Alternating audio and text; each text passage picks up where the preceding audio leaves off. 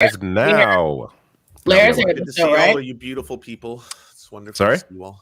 Blair's hair tonight, right? Oh, I don't know. No, I think she said the 30th. She said no? No. I think that she gets internet back on the 30th. What? And where does Blair live? I'm getting, what the hell? Yo, Lance, is that you? I'm getting like a crazy feedback. What's going on? No. I don't hear what's going on? Oh, wait, no. Sorry, I think it was me. I apologize. Okay. Okay. I was like, what? I don't hear anything. You know what it was? I had the window open for the stream in another window, and I have like 1,000 tabs here, so it was just like, what's going on? And it was me. Oh, okay. Did you have like a YouTube video open of like really bad sounds and screams that you actually like hit play on? Like, Well, I just heard our stream back, and it was like a minute late, so I was like, what the frick is going on? Oh. Anyways, hi everybody, we are live. This is episode what? 8? I forget what I wrote down. 8. Wow. How about that? We're about to hit that milestone of 10. Not many podcasts make it that far. Really? Actually? I don't know. I feel like probably. It's like small businesses. Like only 10% of small business makes in the first year. It's like podcasts. Yeah, all with the same members too. Like we haven't had any casualties. Like it's all of us, and it's like we have longevity at this point. Like if we can make it to 10, we can make it to 100, and then 1,000, and then 10,000, and then we'll probably die by then. Jesus Christ! I have to shout out one of our viewers. Today I went to the bodega, and as I'm walking back home, I see this big, beautiful pit bull in the street, and I'm like, the dog's like coming towards me, and the owner's trying to, I'm like, hey dog! And so I lean over real enthusiastic, and I swear to you, the person goes, a lion me, like just like me, and I'm like, and I look, I'm like, and they're like, I'm like, you know, they have on a mask. I'm like trying to see how I know them, and they're like, you don't know me. I just watched Leftist Mafia, and I was like, what? That's like, amazing. Yeah. You got recognized. I love that whenever I'm running to, I look like a woman of the people. I'm always like around my neighborhood looking like a vagabond and happily doing something. I was like, also, I also had to laugh because I was like, if she watches Leftist Mafia, I'm always fried, and this is so consistent with that. And she sees me in the street screaming, "Hi, dog! Pretty dog!" I bet they're watching right now. Yeah. So shout out to that person. That was great. Yeah, that's such a cool story. Yeah, that's okay. Awesome. So just so y'all know, the pace of podcasts has declined 80% from a year ago. 80% drop in podcasting success. Podcasts, they're plummeting. So we're one of the few. We're like one of the 1% that are still. Wow. Does anyone even upload this anywhere? Because technically, this may not be a podcast. This is just a stream. It's on the Surf Times podcast on all podcast. Okay, there you go. Oh, perfect. Yeah. Okay. Yeah, I uploaded to my channel as the VOD. I was going to ask you all, like, should we put this on Spotify and SoundCloud? I have an account that for SoundCloud that distributes it to like Apple and Spotify. I can do it too, but if it's on the Surfs, then that's perfect. We should probably do that. It's one of those things. Yeah, we should probably just do it now so that we don't like decide to do it later and then we have to like backlog a bunch of, you know what I mean? Which would be a pain. Yeah. So that's what I did with my show originally, where I decided to put it on all the podcast platforms. And I was at like episode 47 when I was still doing episodes. So it took me like 3 weeks of just consistently plugging away every single night. And I don't think that like there's like 1,000 people that listen a week. So it's still substantial, but you know, it's not my bread and butter. So I was like, God, this is a lot. I should have done this sooner. So yeah, that's good advice. Yeah, let's do it now. Yeah, so that's my advice. Okay, so Bender's gonna be late. He's always late. As usual. I think your microphone isn't. Oh, is my mic not working? Well, is my mic not good? I hear you, but I don't know if it's coming in through the right one. Let me see. That is sounding far away. It says it's the right. How does it sound? It still sounds bad. Oh, maybe it sounds okay to me. It sounds good. Oh. Yeah. Is it better or worse now? So now there's some Okay. Now we're all accurate. There we go. Yeah, that's good. Okay, I'll just keep it in front of I'll keep it here. We also have a guest coming on as well today, don't we? Yeah, it's at 9:00. Oh, yes. Plans. Oh yes, that's right. We do have plans. At 9:00, we're going to have a guest join us, Matthew Solomon, who did a documentary reimagining policing and talking to a bunch of different experts. So we are going to present you with that trailer and ask him a few questions. Look at us doing knowledgeable things for y'all. Yeah. Yeah, no, putting in the work this week. Yes. I watched the trailer. It looks good. Yeah. For talking to him. I was like, okay, let me bring something smart. Let me bring something smart to the table this Thursday. See, we bring the substance. We talk shit. We talk Game of Thrones, but we also have substance, folks. Okay. And to those who have said that we need more structure, you're not wrong. And I want to say we had thought about this. We had decided Blair was the structure. Blair would moderate one episode. Blair's last episode where she was moderating, that was excellent. We had structure. So when Blair comes back, she will bring the structure. Yeah. Clearly, somebody in the comments, they said, I love this show, but without Blair, there's just no structure, and she's like the glue that holds it together. I think that's accurate, because she really does bring the structure and the organization. So yeah, she will be back, I believe, next week, because she gets internet in 4 days. It crossed my fingers for her. So yeah. Yeah, no, you're right. We agree. We hear you, and we just want you to know structure is coming. All right. So what's going on in the news this week? What are y'all interested in? What's happened that y'all care about? We can start with something a funny video I saw this morning. This concerns Mr. George Santos. He's always he's always an enjoyable individual. Whenever you say that, I'm always like, I'm so curious which one's it gonna be. I wonder which one he's got, because it's just it could go in so many directions here. Yeah. So let's check this out. You hear it? Good. Yes. Who do you think is going to win Drag Race this season? I have not watched the season of Drag Race. We had a great reply. I like you said this season. This season. You gotta read out. I'm not gonna lie to you. This is a very likable video of him. Yeah. It comes out very likable in this video. It's because at this point he's already admitted that he did dress in drag. Though he said he wasn't a drag queen, but he did admit to being in drag, which is weird. That isn't more. That isn't. Yeah, I guess the costume for him. He said he was having fun in his younger years, whatever the hell his excuse was.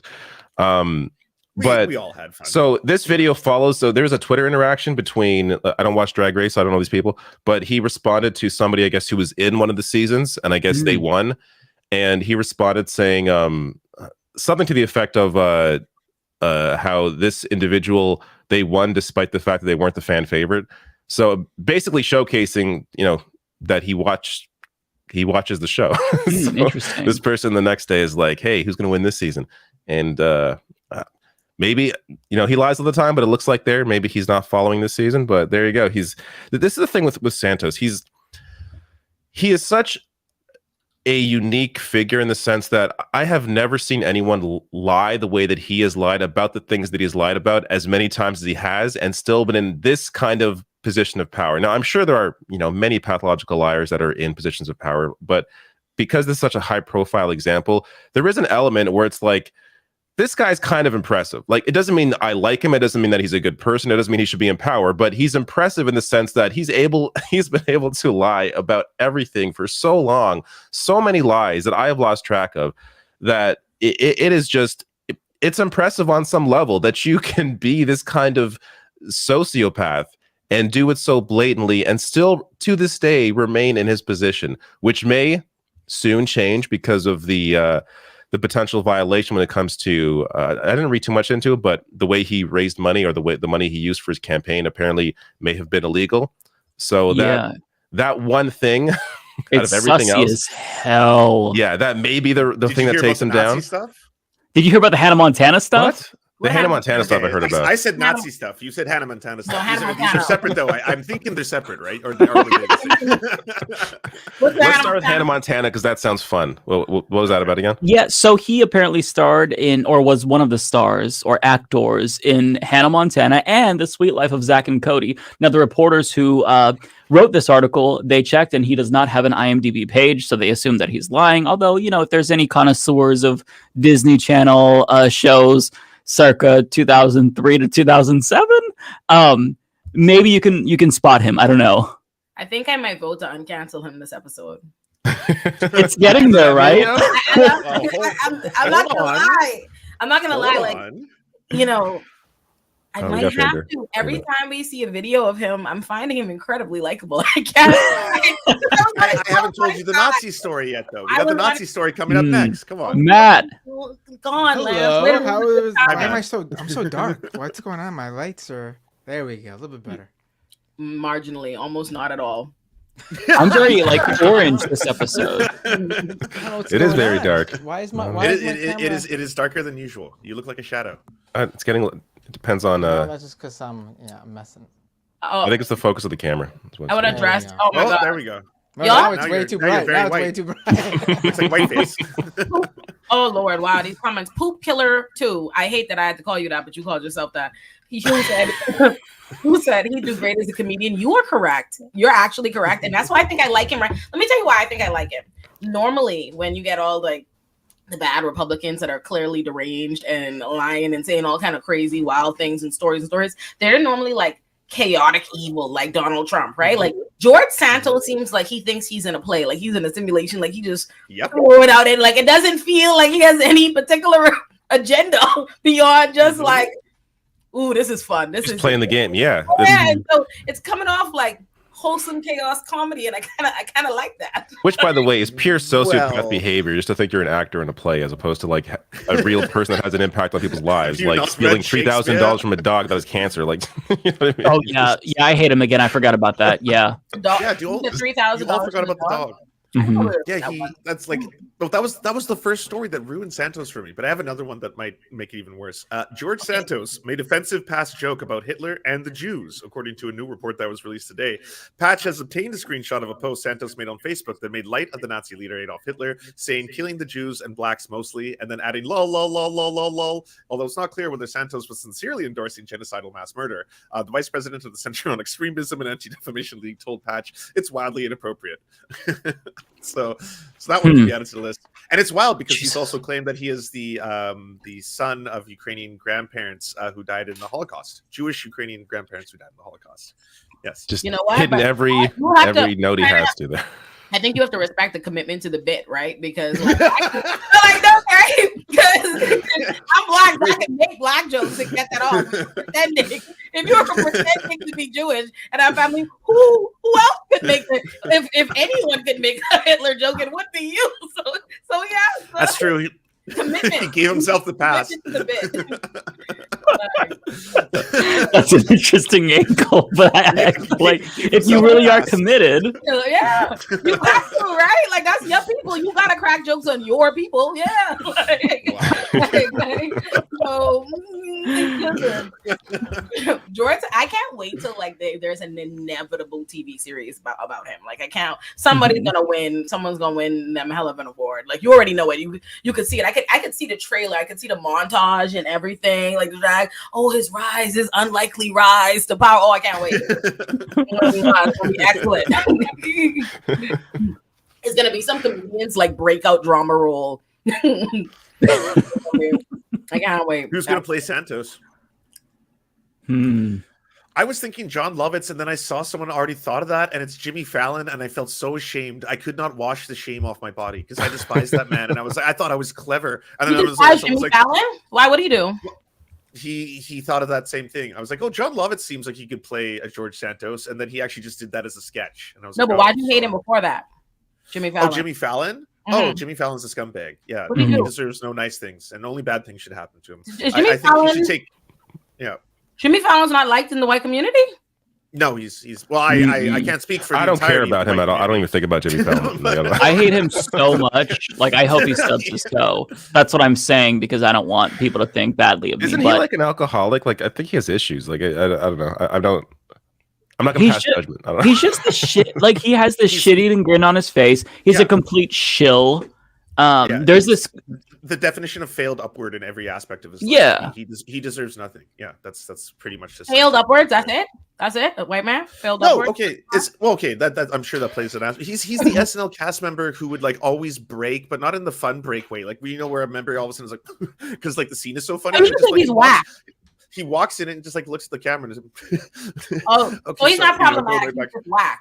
You just think he's whack. well, Well, No, no, he I- is. I was Well, looking he it up is to make whack. sure I have I it will- accurate here, but there is a lawsuit against his former SNL cast member and I believe his best friend Horatio Sands. Again, a woman is suing him, claiming that he groomed her and sexually assaulted her when she was underage during his SNL days. And Oh, Jimmy wow. Fallon is named in the lawsuit as someone who enabled Horatio Sands and is requesting that he testifies at whatever trial would come out of this. Oh my Wow. Yeah. My radar was on point. Is this I knew it. new? I haven't heard anything. Yeah, I about didn't it. know This about happened- that. This know was about over that. the summer. Oh, August wow. 2022, all the articles are from. Well, the defense attorney and me can't convict him off that, but I do understand how allegations have been levied against him to bring him to this moment. Like I see. I see I can give you things that you can raise against them. Hawking NFTs more so, I would say, than most people in mainstream media. Oh, yeah, Harris that was- Simpson on there yeah, being that like, was you ridiculous. got to get these. His avatar on his social media was NFTs for a long time. He had all this stuff up until the point where stuff really started going wrong and people were losing tens of thousands of dollars. That's when he just kind of like quietly tried to walk away. There's that moment with him and John Oliver where John Oliver is trying to use an Alexa to talk about unionization, and like a little scumbag, he's like, no, don't. And John Oliver's like, no, wait, what's wrong? No, just Alexa, can you talk to me about Amazon unions? And he's like, no, stop, turn off. And you're like, what? You could get a taste, right? I was like, he's a scumbag. I can see it behind everything. He's just like, Are you gonna raise him to be canceled later? I think I wasn't thinking of it before, But now it feels like you already made the case, Yeah. right? Okay, Gotta so contend. Courvoisier or something. I have a controversial cancellation for later on. Please, everybody in the audience, please let us know. Yeah. No, I Yeah. want to know. I do think he's corny, but that's all I knew. But Like the fake laughter, the slapping on the desk. Like I can't take it. Like I honestly, He's hard to watch for sure. I find him hard to watch. yeah, insufferable. Ruffling Trump's hair. Do you remember that? That Yeah. little thing. It's He gave oh, Trump a you're, little you're nugget. like you're adorable, like a little sheep. Like look at you. I was like, what the fuck is going on? Sucking up to Chris Christie. So tell me, are you going to run for president? Oh my God, everybody wants to know. Shut the fuck up, you shill. Like I can't stand Yeah. him. I didn't even Yes, see that thank one. you. Oh my Thank god. you. It was so I feel seen insufferable. right now. This is nice. I feel seen. Yeah. Okay, so it sounds like George Santos is up for uncancellation and Jimmy Fallon. Yeah. This is powerful. Who saw this coming? I know that's gonna look for us like out of context. Yeah. But I'm rocking with it. I'm here for it. Just quickly on the NFT stuff, like that was like a year ago, wasn't it? Paris, like him Yeah, and it Paris wasn't Hilton, that- all it this wasn't that long NFT guard. Like it's Yeah, it was it's a year crazy ago. how fast that just like how quickly people just completely lost interest in that. And I also It's look, I got to also credit cringe. my gaming community here. I'm wearing a nice PlayStation shirt here. Nice. They really tried hard to push NFTs onto gamers, and no one, the community's completely rejected it. So I got for a rare moment, I have to be proud of the gaming community for saying no to NFTs. Rare It all gamer get win. offered Yeah. NFT sponsorships. Like I got NFT sponsorships all the time in my email, and some of them it would be like they already minted things that I never gave them permission to do. It would be like, "Hey, Lance, we've minted a whole bunch of like thumbnails from your YouTube. Do you want to like claim these NFTs and then sell them to people?" I was like, "You minted pictures of me and you're selling them, and you now want my endorsement? Like this is so weird." What a Also, the shiesty word company. mint for something digital, it just sounds stupid to me. I know. Yes. Like you didn't make shit. This is just a screenshot. Like shut the fuck up. Yeah, these are JPEGs. I never understood what NFTs are or were. I don't know. It's because they're It was way stupid. over my head. Like It doesn't matter anymore. Yeah. it's a hyperlink to a token, and that token has value if you put in real money to buy it on the Ether That's blockchain. make believe. I can't. Yes, Yeah, basically, yes. In I other words, yes. can't do make believe. Anytime that's how I feel when people start talking to me about the market and stuff, I'm like, this feels a lot like make believe, right? Like y'all made it real, and that's scary. Like, like I don't know what's happening here, and I just mind my business. It's artificial scarcity on a digital platform. You could just infinitely replicate a JPEG. You just need memory to keep doing it. But in this case, if we can invent a way so only one person can own one version of this link, then we can sell it. And that's the idea behind it. Now we can sell these things that otherwise would be infinitely replicatable. Yeah. It's one of the dumbest creations that capitalism has produced in recent memory to me. I mean, it's I am produced there. some dumb shit, but I mean, this is up there for me. And on that topic, Bender, since you follow this stuff, are NFTs, like at least the images aspect of it, is that still around? Like, how are the Bored Apes doing? Like, are people still pushing this shit? Oh, the Bored Apes are involved in a lawsuit, right? Yuga Labs, their parent company, is involved in a lawsuit now with Ryder Rips, that guy who claimed that he discovered a number of Nazi-related imagery and references in their art. The logo is straight out of, like, when you look at it and you're like, that's the Atomwaffen right there. That's the SS and the skull. What is going on? Why didn't anyone point this out? Why are people not saying anything about this? So here's the latest. So basically, Ryder Rips minted his own Bored Ape NFTs to mock the Yuga Labs and the Bored Ape Yacht Club. I sort of didn't like that he did that because it's still promoting the idea of NFTs, and he got paid money for selling these NFTs, even if they were mocking the Bored Apes. But because he did that, Yuga Labs sued him for trademark infringement. Because basically these are just straight up like Bored Apes that he like slightly altered or whatever. But when they did that, they didn't realize that as part of the court process, the lawsuit process, Ryder Rips, who they're suing, would be able to ask for information too as part of discovery.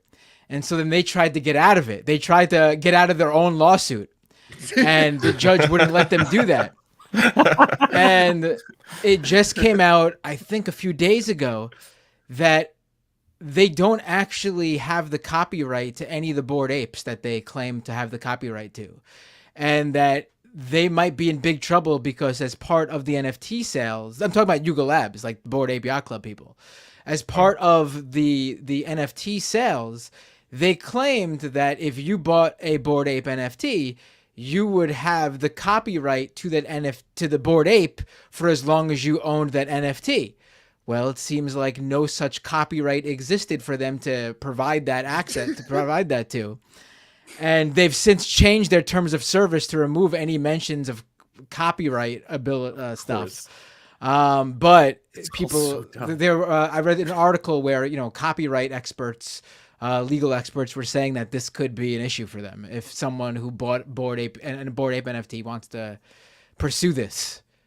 Wow. Isn't that what Seth Green was like losing his mind over because he made a whole cartoon series based on the Bored Ape that he lost? Yeah, so it seems like he doesn't have that to begin with. Yes. Oh I mean, I believe Eminem and Snoop too. They did a whole cartoon music video / so embarrassing. a song. Oh, so right. The worst they don't moment own the of their copyright lives. to any of that. Oh man. I mean, I believe like when you're an artist and you create something, like it's just automatically you have the copyright of it for it, like because you created it, even if you didn't file the legal information. I'm not an expert here, but I'm assuming that being that Yuga Labs are not the artists, then that causes more of a gray area there. And also the art isn't all, these are 10,000 images of which are very similar to AI each other art, with right? they're just like there are ostensibly Bored Apes that look exactly alike with almost exact replicas minus a slight change of a prop they're wearing. Like And there's a bunch of racist combinations too. Yeah, there are two people out there who have an exact same ape. The only difference is one of them are wearing like sunglasses or something. In a place where So like who would own the copyright for that ape if it's the exact same thing, and you wouldn't have a separate copyright just because one of them is wearing sunglasses in one of the That's images. true. I could make a cartoon called Mickey Mouse with Mickey Mouse wearing sunglasses. It's like, it's Mackie Mouse and he's got sunglasses. That's a different thing. I mean, that even changing his name, honestly, just saying, yeah, would have been more work. Yeah, this one's not the same because he's wearing sunglasses. No, that's not how it works, right? The Samsons, they all wear sunglasses. I mean, like Steamboat Willie just entered the I know, and public Disney domain pushes it every time. But Wait, people have actually, to be though? But people have to be very careful because the design of Steamboat Willie is not the same as the modern design of Mickey Mouse. You cannot just go out and start printing out a black and white Mickey Mouse and claiming he's Steamboat Willie. Steamboat Willie is a very specific design. You could pull it up if you want to compare, but you have to be careful with that stuff. I was reading all about that. Well, luckily I have no use for Steamboat Willie, so Yeah. I can make him Won't the be pulling it mascot. up.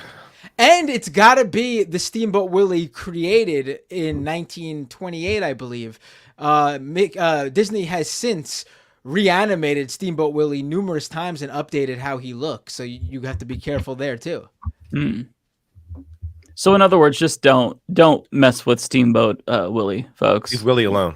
Yeah. Just like if you want It's to not play worth around it. with it, just air it in your local library, wherever, for free, because you don't have to pay Disney to air it because it's public domain. But I wouldn't mess with it because probably Disney will come after you if you so much add a single strand of hair to Steamboat Willie that looks too much like Mickey Mouse. Mm-hmm. The lawyer says derivative uses of Steamboat Willie version of the character may be, in certain cases, used by others, but Mickey Mouse will remain the property of Disney for the foreseeable future. Right. So you got to be careful that your Steamboat Willie doesn't look like Mickey Mouse. Like how that Winnie the Pooh horror movie that's coming out, Winnie the Pooh does not look like Disney's Winnie the Pooh. They had to make a lot of yeah. So they had to be careful not to even make it look similar whatsoever to Disney's current version of Winnie the Pooh, because that's a completely separate copyright. There's a Winnie the Pooh horror movie coming out. Yeah. Because Winnie the Pooh has entered. Oh, when they killed, domain. hold on, when they killed Eeyore first because he's black. Y'all see that? Y'all seen that? Wait, what? Is it out? I haven't seen it yet. In the trailer, Eeyore's already dead. It's like rest in peace, Eeyore. Really? There's a sign. Yeah, I like gotta they watch didn't it. even make it. Think about that. Why Eeyore dead? I mean, we know because he probably killed himself because it's Differently, Eeyore. right? Y'all want to explore why Eeyore is depressed? Y'all want to explore why That Eeyore would is be my depressed? guess. All right, all his rich ass white friends live in the 100-acre woods, and he lives on the outskirts of the community. And they spend all day frolicking and doing their little fucking adventures in the 100-acre woods. And no one sees him till the end of the episode. After they finish frolicking and shit, they go over like, "Hey, Eeyore, why so sad?" Literally, as nightfall, as my boy been sitting there all day wishing he got invited, they treat Eeyore like shit. Like like the shit out of Eeyore. That's why Eeyore's sad. Eeyore's sad because he's poor and he lives alone, and his white friends don't invite him to the all-white gatherings. God damn it! That's why. Yeah, that's just for I didn't know Eeyore. this. Eeyore's Our black. guest is here, folks. Yes, our guest is here. Ole, Should do we you bring want him to in? introduce Good him? timing. I can add him now. Hold on. Oh, look, already. Hi, Matthew. Quick. Wow, was coming too quick. Sorry. Yeah, Matthew. y'all are way too quick. I was trying to get us gathered to do a very responsible and give you the professional introduction that you deserved, but they were too fast. Now you have to deal with whatever this is. All right. We are so excited to have Matthew here. He is our first guest we're bringing on to show y'all a trailer for a documentary that he did that is really important, and we're going to give him an opportunity to answer some questions, tell y'all a little bit about this documentary and this work. So this is Matthew Solomon. Hello. Hey, nice Matthew. to Welcome, Matthew. Thank you. It's surreal because I watch you guys all the time, and now I'm like, oh, my face is on here too. So It's a great name, awesome. by the way. Oh, yeah, nice. right back at you.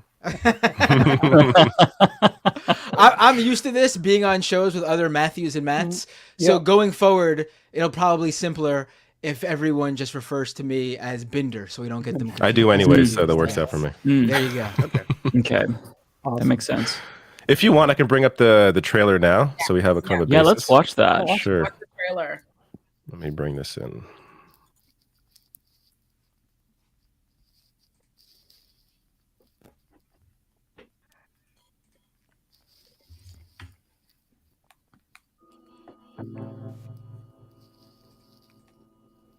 America's never been a place where we had democracy and equality and freedom and liberty for all and justice for all, and all we have to do is get back to that. Race in this country has never really been removed from the political dialogue. Because we won't reckon with our past, because we will let older people say, oh, that's so old, and let's not talk about that anymore. Slavery was so long ago. We haven't had it for 200 years. This is, not realizing that we never reckoned, we never repaired any of it at all. Police are violence workers. We've been sold this false choice of policing or nothing, which has been used to terrorize people into accepting policing when there's a whole long list of things that they would rather have that they know would help address the problems in their communities. When we say abolish the police, we are saying we do not want policing as we know it to exist anymore. What people don't realize when we're talking about abolition is that we're really talking about the fact that we want you to be a decent person. that it's going to require that you relate to people. We created a report and it's called Defunding the Police, Defining the Way Forward for HRM. Like, the myth is that we need all these people in jail while they'll be running around the streets, and that's not true. So I really try to shift us from believing that defunding is radical to recognizing that what is actually radical is investing billions of dollars into policing. So, like, not agree that defunding the police is this radical lefty, like communist, Marxist, whatever, that is actually practical, it's good social policy, it makes sense, and here's a roadmap. This is not some kind of abstract utopian envisioning. This is a very practical programmatic intervention. When you begin to think differently and you begin to look at people through the eyes of the humanity in all of us, and sort of that love for humankind, your thinking and your approach to the work starts to be very different.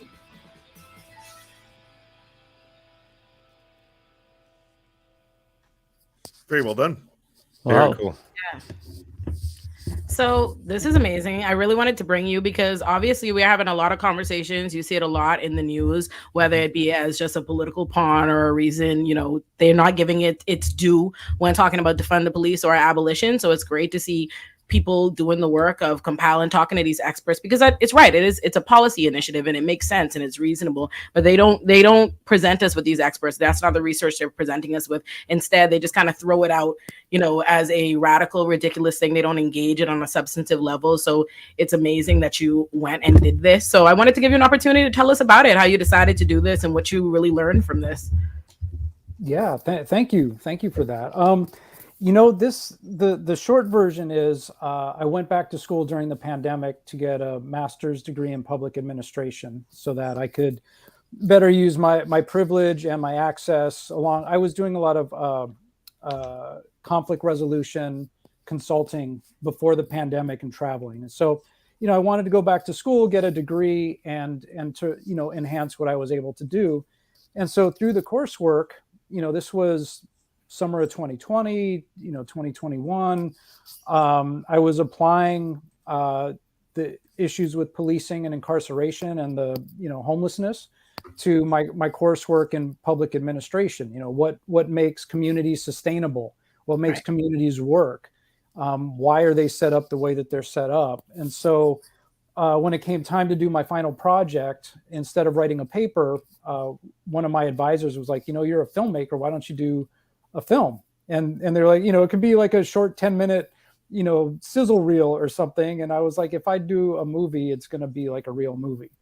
And so that's what I set out to do. And I, originally I was thinking 4 or 5 people to interview. And then it was like, oh, I need this perspective and this other perspective. And people were, I would interview somebody who would refer me to somebody else.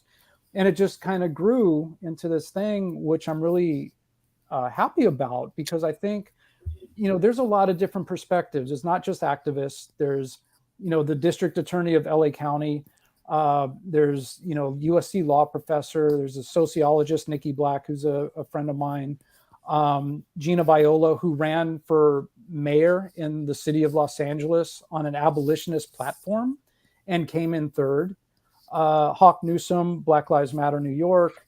Dr. L. Jones is a professor in Halifax, Nova Scotia, who co-wrote a 200-page report on how do we defund the police, and it was commissioned by the city of Halifax. So, and then Hadia Kennedy, who's a former LAPD officer, and Senate Devermont, who's Mr. Checkpoint, who films police and has, been following him. So, I wanted to get all those perspectives. And I think, the feedback has been that the documentary really makes the case for what it's like, why it's like this. And here are the steps that we can, take that are actionable and make sense to actually have like safety for everyone and stop, funneling money into this, policing and incarceration, that's just like, money out the window instead of actually investing in people. Yeah. That is amazing, Matthew. That's a really productive use of your time during the pandemic. Sure. In the course of conducting all those interviews, I played video games. In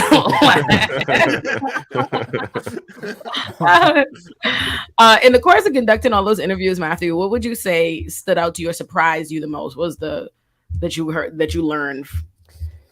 Yeah. So, going into it, so in the course of the master's program, I wasn't an abolitionist. I was, something needs to change, something drastically needs to change. I was coming from consulting. So I was like, well, maybe if the police just knew how to like listen better or something, So through the course of my research, I started reading abolitionist work, Mariame Kaba, Angela Davis, of course, and so got to the point where, okay, now I'm like all in on abolition. And so the messages of Hawk Newsom, Nikki Black, even George Gascon, who's not an abolitionist, by any means, like they were all talking about love. When you view another person through the lens of love, you're going to care about them. You're going to care about, supporting them. And so it's a much different perspective than the punishment bureaucracy that we live in. So love was like the thing that was like, oh, that's what this is about. That's funny that you say that. I have an essay called Love and Abolition, and it's about that. That basically fear is the emotion. As much as we talk about emotions and feelings as though it's something that should be outside of this, so we shouldn't move with our emotions. The reality is emotions is what motivates and dictates all of the things and decisions that we make. And mass incarceration is fueled by fear. That's what that's about. And in order for us to create or imagine a different world that actually addresses the root causes of issues and tries to help people in these under-resourced communities, we have to move from a place of love. So it's interesting that you say that. Also, that makes me think of this too.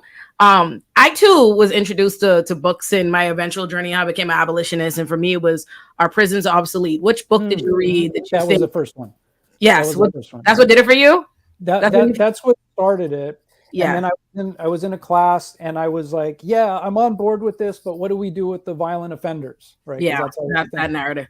And one of my classmates was like, you should read Mariame Kaba, We Do This Till We Free Us. Mm-hmm. And then when you're done with that, come back and we'll talk. And so I read that. And then Alex Vitale's book, End of Police. Yeah, I saw you had Alex. Yeah. So all of that, This is beautiful.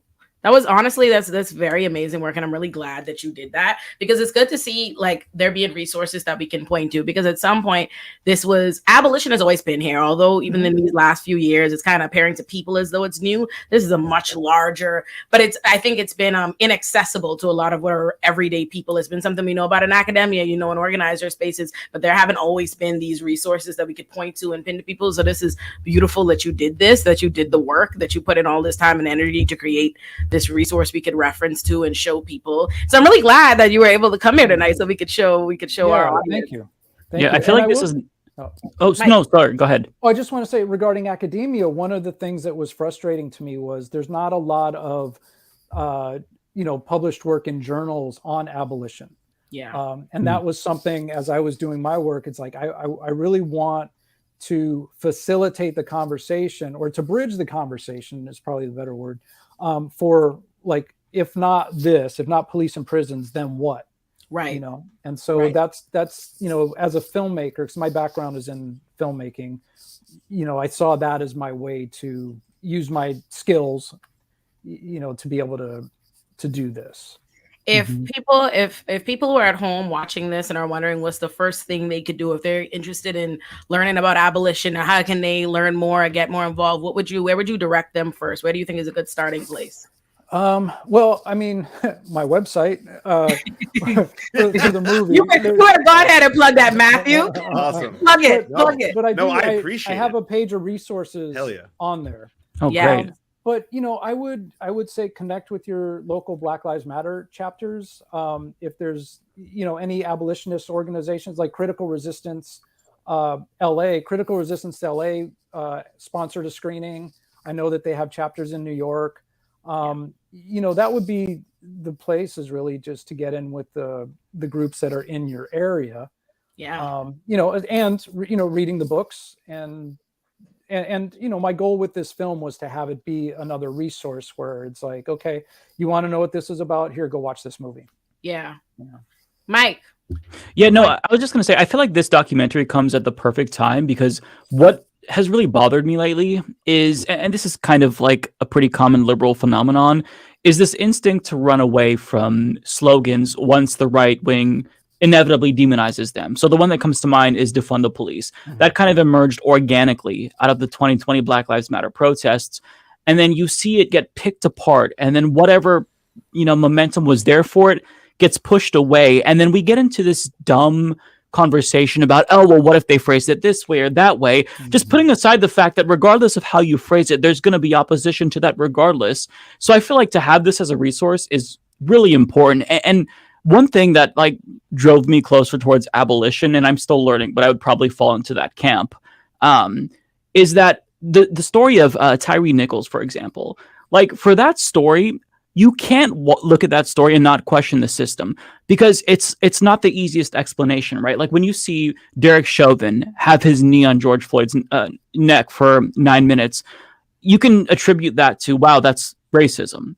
But when it comes to 5 black cops beating a black man for 3 minutes, white liberals can't necessarily just say, oh, well, that's just racism, because they can't. And it gets people to think about it as this whole system is inherently messed up. Yeah. It's the system itself. It's the way that cops are essentially this militarized force who's overseeing subjects and not, protecting and serving. So I feel like to have the documentary as a resource right now is really critical, because I feel like there's this huge retreat that I've seen, at least in my bubbles that I've seen, where people are running away from defund the police or defund the police because it doesn't pull well, when that's missing the entire conversation. Yeah, absolutely. I also think people need to remember that social justice movements, they are emerged in the minority. They're never going to be the majority in polling support. That's not how it works. Obviously, you get grassroots organizations, you get resistance, you get because they're resisting what is the majority, the status quo. So obviously, yes, the majority of a country is going to support what has been the status quo that they've been indoctrinated to believe. That doesn't mean you abort mission. That's the point. It's why it's a fight. It's why it's an uphill battle. So that is very much so something we need to start taking into consideration. And you're right, Mike. People don't really understand systemic racism and what it means for something to be systemic, and they don't get that. They'll be like, oh, well, they're black ops. The system, this is embedded. We're being educated the same way. You can internalize anti-blackness as a black person the same way a white person can. And if you are in an organization that teaches you to operate a certain way, teaches you to view certain people and certain populations a particular way, and that violence, something people need to understand. And I think we have to start, myself included, changing how I go about this in discourse and talking about police brutality. Is people take police brutality to be the instances when they see the police kill somebody, rather than what is how violent. And I think Alex Vitale does a great job of talking about this in End of Policing, that violence is actually a part of policing in America. That is a part of it. That's why you see so much brutalization. That's why there's so many settlements, so many lawsuits and all these. That's why there's qualified immunity. That's why that's there. That's why it's there, because that's a part of it. So that's something we got to talk about. If that's in the entire how it's set up. And I think later on we'll probably talk about it. I saw somebody in the comments mention talking about Cop City, because I think this will eventually segue us there to how violence. Yep, Lance. Oh, sorry. I wanted to ask Matthew a question. Something that comes up frequently, especially when you're talking to people who advocate for police abolition or stuff like that, is do you have concrete plans to put some system in place as you advocate for something such as getting rid of the current system? And or the practical answer, you brought it up very briefly when you were talking about Angela Davis's book, when you get asked that question, so do you want violent criminals to just roam the streets, right? Do you come at that outside of just the just from a philosophy? This is more about changing a system that incarcerates people with a punitive desire rather than reducing those numbers. But do you have something that you've spoken to people or interviewed people about in terms of a transitional proposal, or one that would be politically effective? Yeah, and it's interesting, because that was another thing in the documentary that was, I didn't know what I was gonna hear in response to questions like that. And the abolitionists that I interviewed were all this is a long-term project. You know, this is not something that can happen overnight. If the police were gone tomorrow, we'd have all other kinds of problems because we don't know how to not call the cops, you know, if our neighbor's trash can is in the wrong place, you know. So the answer is it's a multi-leveled solution, right? It's not just throw people in cages. It's resources, it's education, it's you know, reparations, it's you know, communities coming together, people learning how to talk and listen and communicate with one another, which was most of what I was doing with my consulting, you know, before the pandemic. It's like really teaching people how to connect and empathize with another person's lived experience. You know, it's like all of that stuff needs to happen. And then, yeah, if you have, you know, a violent offender or something, you know, like a crime, there would be systems in place with the communities to deal with that. That might mean removing somebody for a certain amount of time. I think, the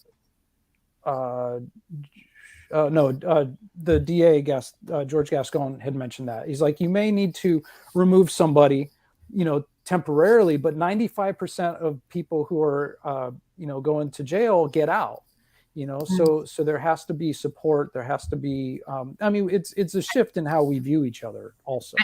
I think what we have to, when we have these conversations, the premise is wrong, right? When people say, oh, you know, if we get rid of prisons, if we get rid of this criminal system that we have now, how are we going to address harm and address crime? And I think we have to acknowledge that we do not use that. That's not what our criminal system is here for now. That's not what we pretend that that's how we address crime or that's how we address harm, but it's not, right? We actually, the truth of it, and it's not hyperbolic language, the American criminal system, 2 million people incarcerated, 400,000 of those people have not had a trial, have not been convicted of anything. American prison system is a business, and it's a business that is very much so slavery. That's fact. That's why there's the carve out in the 13th Amendment. You're enslaving people and you're making billions of dollars, $11.6 billion to be, you know, more exact, off of those people. So it's not there. That criminal system is not there to address the harms and to prevent them. In fact, it's operating as, I just did an interview recently and it was asked specifically because the politicians discussed it, like, how is it going to affect our business? These people losing their jobs, you know, trying to decarcerate. They're very much so invested in churning people throughout the system. That's why it's the same communities, the same under-resourced communities, police like this, and they get these collateral consequences that'll never get them out of poverty. And so it continues, and that fuels this system. So I think the first thing we got to acknowledge is that we're not addressing it. That's not meant to address these issues. All of those issues, every social ill, everything that we, you know, claim to condemn, that we slap the book at people about, is being reproduced by this system, and that is intentional. So that's the first thing. Is what we would need to do is, for the first time as a society, actually start to say, hey, how do we actually address these issues? How do we help people? How do we help solve these problems rather than just, you know, condemn it in rhetoric, but in actuality just produce more of the same violence and harms? And I think the second thing is abolition is a vision of tomorrow. It's a vision of the future. No one is under the impression that they're going to close all the courts and all the prisons today. The whole idea is, all right, currently we have mass incarceration because we've invested billions and billions of dollars into addressing crime and harm this way.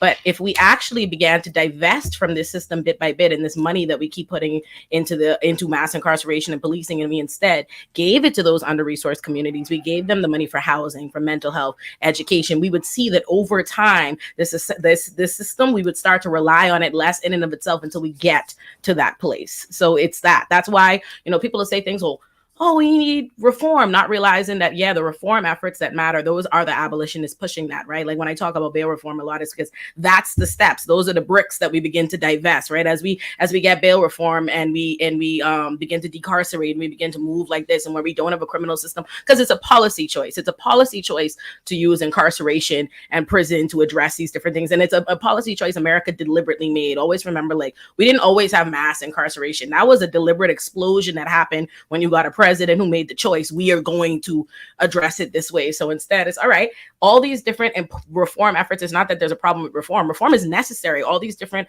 reform efforts that actually divest from the system is necessary to get us to that abolitionist place. So that's what it's about. It's like, oh, if I actually give people what they need, you're going to see less of those harms. You're going to see less of this. You're going to see less people relying on the police. So on that point, what do you view, and this could be a question for either Matthew or Orly or both of you, What is the biggest barrier to any progress in this area? Is it lack of education? Is it big business? Is it capitalism? Is abolition possible under capitalism? Like these are, I think there's a lot of barriers at play. What do you view as maybe the biggest one that needs to be taken? I think it's how we are indoctrinated. I think we're indoctrinated to believe in the system around us, and so even we're taught, right, that justice is synonymous with policing and prisons. We're literally taught that as little kids. It's like, oh, you need to know 911. Make sure you know that number. You play cops and robbers. Cops are the good guys. The bad guys are this. And we are fed that throughout society. So what happens is people develop this mentality that anybody in the criminal system or that has contacts with the criminal system, they are bad. They are deserving of that. They did something to be there. That ultimately the system is just. The system is about producing justice. And when you see these stories and these examples of it not doing that, rather than think of that as this is how the system is working, this is routine, this is what's happening all over the country every day. People think of it as a system that is otherwise just and meant to produce justice is making a mistake.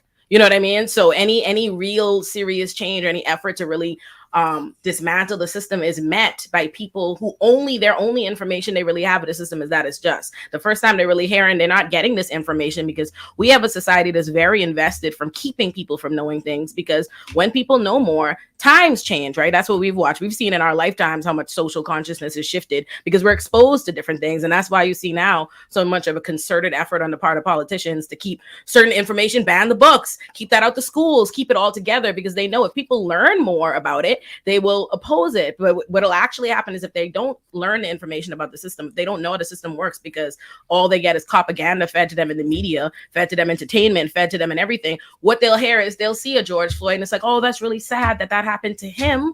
But they don't oppose any of the fact that his community is so over policed, why police were called in and why police brutalize in general. They don't oppose all of the different things that made it possible. So to me, the biggest barrier, the biggest issue is the way our society is just indoctrinated around propaganda. And I think our best push to that is education, I think. Yeah, I'd agree with that. There's the financial investment in locking people up and militarizing the police. And then that was one of the things also, the propaganda part. When I really started to look back at the show, I'm going to be 50 in March. So, I grew up in the 70s, 80s, 90s with all the cop shows and Stallone. Like I was watching Cobra. It was on cable like a month ago. And it was like, holy crap, it's all propaganda. He's the guy we call when nothing else works. And, he kills this guy and the reporter's like, who are you to be judge and jury? And so he grabs the reporter and he's like, tell that to his family, the guy that died, and it was like wall to wall, just like we need the worst of the worst to protect us from the worst of the worst. Yeah. And I think, what's funny and insidious about propaganda? People will think, oh, it's that they're not showing you the brutality and the violence. No, it's worse than that. Cop shows and Law and Order and these things show you police that break the law nonstop, and they show you them being violent, but they justify it to you like, oh, they needed to do that. Like they treat constitutional requirements as though it's impeding the police's ability to be good. Like, how much propaganda is embedded in everything? That was actually the narrative that I just fed to you just there. You would think that came from something that wasn't Law and Order. That was the Chippendale Rescue Rangers new movie that just I swear to God, I was in this house like I can't have nothing. And then in that moment I was like, wait a second, were Chippendale the ops the whole time? And I'm like, yeah, the Rescue Rangers, yes. And then you watch him walking Darkwing Duck. I'm like, oh my God, he's the ops. I'm like, the Powerpuff Girls. These are all my favorite shows. The Powerpuff Girls are the main police brutality. Ooh, the Mojo Jojo. Wait, Tailspin was smugglers, weren't they? Wasn't Tailspin smugglers? Like those, at least they were real ones, right? I think we got one. Yeah. We could keep Tailspin, but yes, okay, in everything. It's very much so in everything. And I think about that. Like people think you're like, it is funny when you use like cartoons and those kind of examples, but it shows how deep it is. If you watch Powerpuff Girls and it becomes okay for the mayor to click the button the minute they see Mojo Jojo, all Mojo Jojo is doing is grocery shopping, but because they've decided Mojo Jojo is a criminal, Mojo Jojo gets his ass beat for white meat every time. Every time they see him, they just come in like, not so fast, Mojo Jojo. Like, and they just throw him in jail, no crime, no charges, grocery shop. He said, please, girls, and they beat him up. But I'm like, oh my God, that's how it comes to be. So yeah, I think to me, that's the greatest impediment is the propaganda. Yeah, there was Dr. L. Jones mentioned the statistic that 30% of 30% of all content consumed is crime related, and 50% of fictional content is crime, police and crime related. So it's like we're just immersed in it. And then there's the way that news programs handle police issues and incarceration issues. And Alex Vitale says this in the documentary. The police are almost always given the benefit of the doubt and not really questioned and not really pushed. They get the first statement out too, because when you're a reporter and you're doing that 24-hour news cycle, it's the first thing you can print right away. The official police statement says this. Their narrative is presented. They teach that in school too. Like I went to school with with journalists, and they're taught to take the police report as gospel. That's what they like. It's in every level of education. This stuff, it's embedded. And that's the issue, right? Is and we think that we live in this objective world, because people, when you're educated like that, you think you, as someone who would be educated in journalism, they're telling you that, you think that's the way. This is the objective. By the time you're getting criticized on Twitter, you're like, what do you mean? I'm following the professional. This is the official, because all they've ever taught is that police narrative is the fact. Police are this objective arbiter of justice rather than an interest group themselves or people whose word needs to be questioned.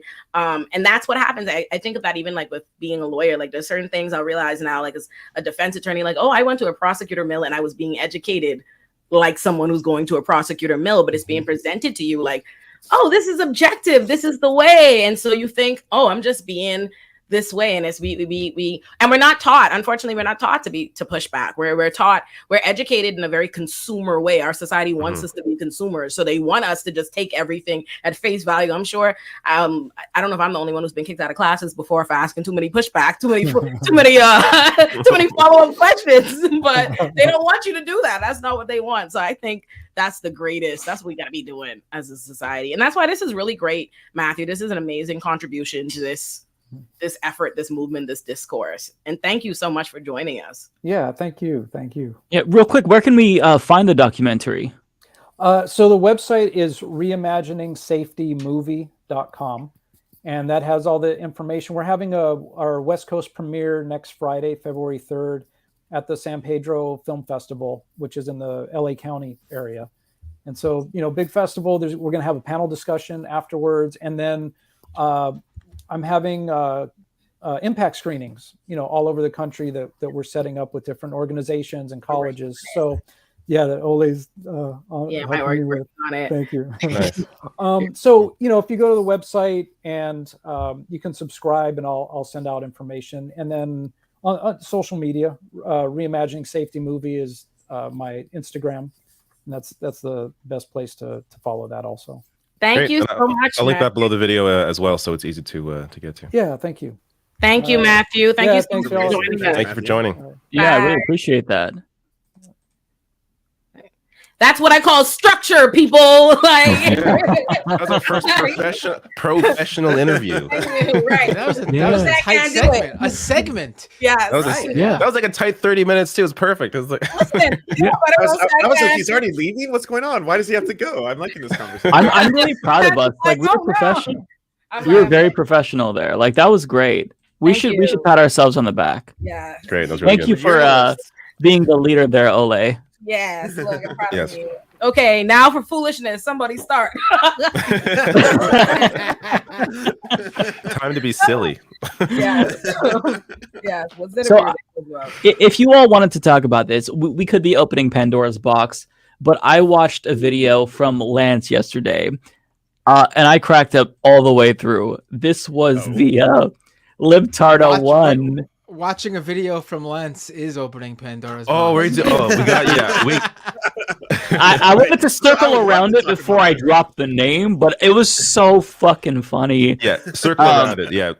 If Lance wants to give us the rundown of the whole situation where it got to the "you're Jimmy" moment, it would make my life. It would make my fucking life. Well, fill me in. All right, so I'm gonna give. I'll pass this one off to Matt at one point because Matt really did do a lot of detective work and sleuthing and put in the hours. So I don't want to take away his glory of discovering Libtarda 1. No, there's no, for the there's no uninitiated. taken away, but go ahead. Well, I'll hand it off to you because that part's even more hilarious. But for the uninitiated, Jimmy Dore's well known to have a burner account or 2 or 3 or 4. We don't know. He's got a lot of accounts on Twitter. Likes to sometimes use those accounts to speak about himself, or his wife is using them. Right, Matt? I'm not off on that. It's either him or his wife. Pretty sure it's him at this point, but it could be his wife for some of them. Yeah. Either way, it's stuff you'd expect. When you're starting out, the game's the game. It's hard to make it in social media, so you maybe start a couple accounts to validate yourself every now and then. You'll be like, I could write something out and be like, yeah, and then use my other account to be like, Lance is right. Lance is so great and handsome. Everyone loves Lance and talks about how cool he is too. That kind of thing. So that's the equivalent of what's going on here. Anyways, I started feuding with Jimmy online because I made a post about how he was laughing. Like, first off, he laughed at Rebel News. Rebel News is a far right Breitbart-like equivalent in Canada. You should not ever have to give it up to Rebel News. Don't, even if they're going after the head of a pharmaceutical company, they're going to ask them, what about the 5G magnetism? They're not going to actually ask good questions. So they did that to Greta Thunberg, and they asked a whole bunch of silly questions, why is it so cold here? What about the global warming? Things like that. And I said, it's so sad that Jimmy was laughing at this as a gotcha. And so, Jimmy's fans must have shown him. He replies and immediately, was like, oh, blah, blah, blah. You lied about me. I pushed back. You're all liars over there. And then he went back and forth with some other people in the thread and eventually forgot that he was using his actual blue check mark Jimmy Dore account. I will bring the tweets up. They're hilarious. Yeah, it's so fucking good. But he's straight up, yeah, like so I woke up to this, I'll have you all know. I woke up and I'm like in my bed and I'm scrolling through, and then all of a sudden I saw this. I was like, no, you didn't just write this in the third person. No, this right here, this is why I don't have an alt account. This right here, this is happening. This shit is saying you cannot live down. This happened to even one of my friends, like a figure onto it, and I was just like, bitch, I cannot.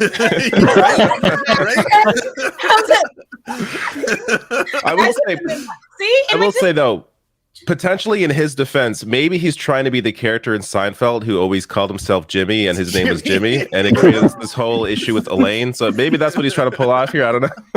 Maybe he suddenly started to refer to himself in the third person. Yes, exactly. Who knows? If we're being charitable here. Why, your Jimmy has me fucking screaming. You know what's awesome about this? He takes ratios so seriously. Like, I watched the segment the other day of his. He was saying that he was proven right about COVID because of a ratio that he himself helped make. I was like, look at this. Their own fans are turning against them. This proves that I was right. It's so good that I was proven right on all of this, And I was just getting blown out of the water.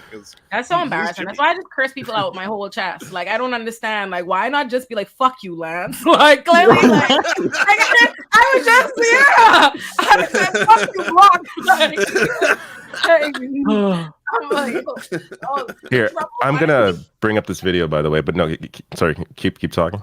No, that's also embarrassing that you don't have like a main fan that could have taken that flagship for you. Like, you know what I mean? Like, why'd you have to do it? Like, I'm sure you have fans who will come at Lance and be like, oh, hey, and they defended him afterwards. They're like, oh, what, Surfs? Like, you've never had someone else use your social media account? I was like, no.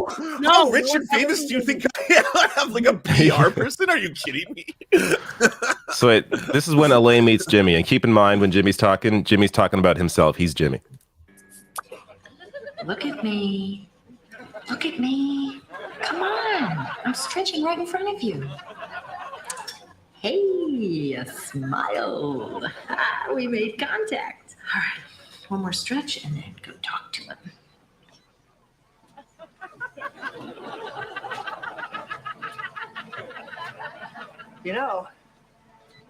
Jimmy is pretty sweet on you. It looks like a young Jimmy, too. Jimmy's been watching you. You're just Jimmy's type. Oh, really? Jimmy's new in town. Jimmy doesn't really know anyone. Oh, well, I'd like to get to know. Jimmy would like to get to know you. Anyways, eventually, it continues on, and she finds out that he's Jimmy. It's her reaction. You're Jimmy. She's like, wait, no, that was Jimmy's friend. Wait, no, that's Jimmy. It's so good because the whole reason that he ended up doing this was because Lance had shared a clip of him with the Rebel News and Greta Thunberg, and like he was defending them, basically harassing her for 20 minutes about the dumbest things. Like he was basically pretending as if Rebel News had legitimate questions to ask to Greta, as if they weren't trolls. Like they're asking her to basically explain the difference between climate and weather, so she naturally just disregards what they had to say, and she went along with her business. But one thing that I have to say, with regard to the Libtard 01 saga, I do want Matt Binder to look into some additional accounts because, so I'm not sure if you saw this. So the Vanguard responded and they shared a clip of Jimmy Dore kind of running away from some conversation that he had about Ukraine. And so, they were kind of juxtaposing that with the Greta thing where he was criticizing Greta because Greta wouldn't answer basic questions, wouldn't defend her position. And so the Vanguard was like, well, what about you doing this? And so they shared that clip on Twitter. And then Jimmy Dore did not respond directly, but he went through their thread and retweeted individual replies to the Vanguard of them criticizing. So these retweets in particular are very sussy. And I feel like those could potentially be the next Libtard 01. Libtard 02, might I say. So there's some stuff for you there, Matt. While I have y'all here on this, right? Because obviously I was late to look into it. Yeah. I was late to the Jimmy Dore. I only barely know who he is now. I have some information and I usually just try to keep but I know this. I have realized that anybody who likes Jimmy Dore seems to hate us. Like, if I hate us, I mean y'all and now me too. So no, might as well just I apologize. You're welcome, Mole. No, I be getting so much I catch so many sprays because of y'all. They just be shooting me all week. I be like, I don't even know these fucking people. It's because they're literally right wingers, and like most of them, I think, know that. A few of them maybe don't realize it, but I think at this point, most of them realize what the hell's going on. They do know. There's a meme maker who loves Jimmy Dore who makes memes of all of us, and there was one video of Salt Bae sprinkling us into a toilet. And my face that they used was like smiling really loud, and then they photoshopped Jimmy's face on Salt Bae laughing, and also Tucker Carlson and some other right winger. I can't remember who, but like these are right wingers, like they know it. Maybe there's a few leftists who think that he's left wing at this point, but I like it's got to be a small. They so laugh that they become right. You know what I mean? Like they don't even realize it. Like horseshoe theory come to life. Yeah.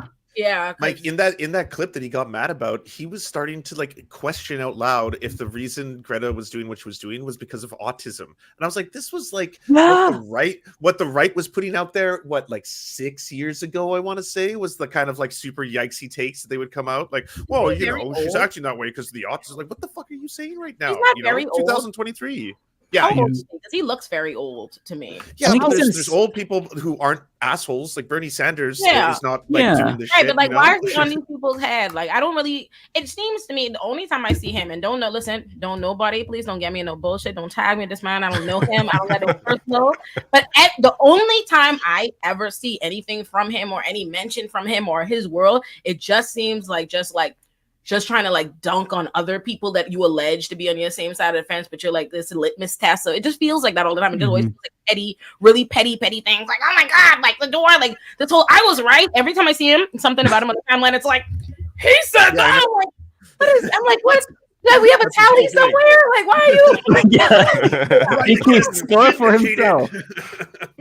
Every time I see him, I'm like, okay, guys. And that's why, like, anytime someone brings up the idea that the left is they're too puritanical, they're purists, they're all this thing.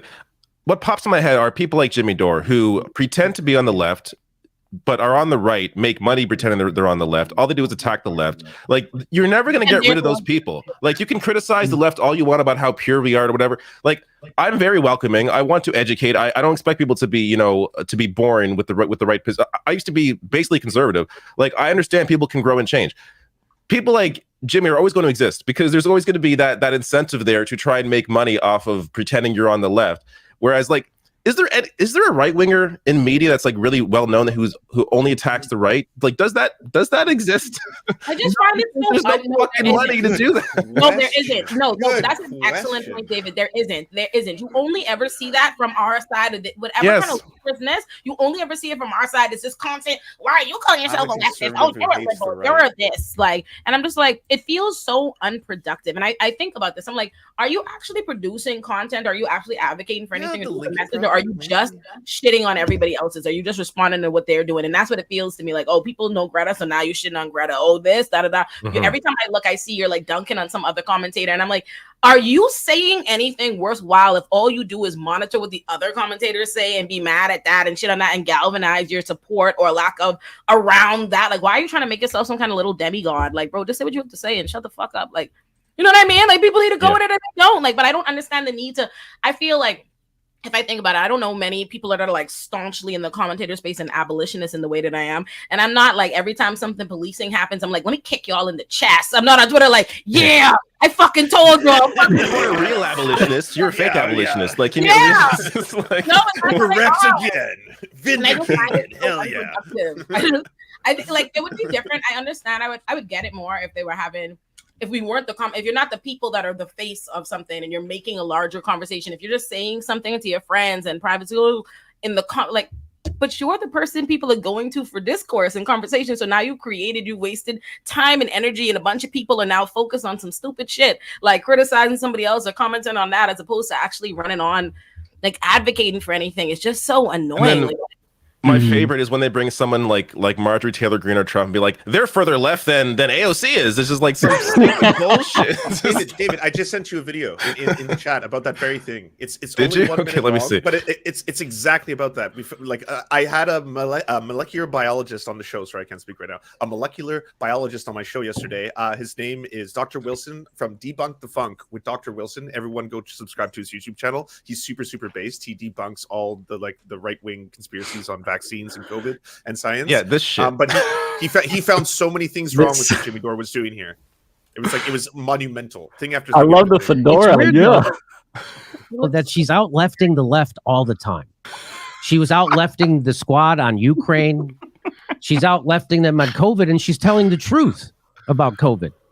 So she says, remember when they told you not to take ivermectin and hydroxychloroquine to help you with COVID?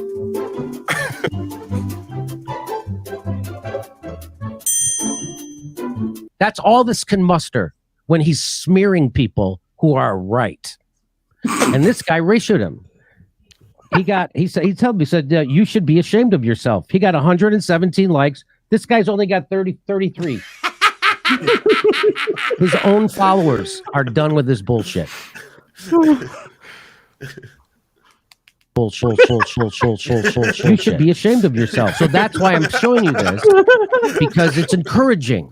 Because for 2.5 years now, I've had a 1 million pound weight on my shoulders, wondering what's going on in the world. No one will listen to science. No one will listen to logic. You should be ashamed of yourself.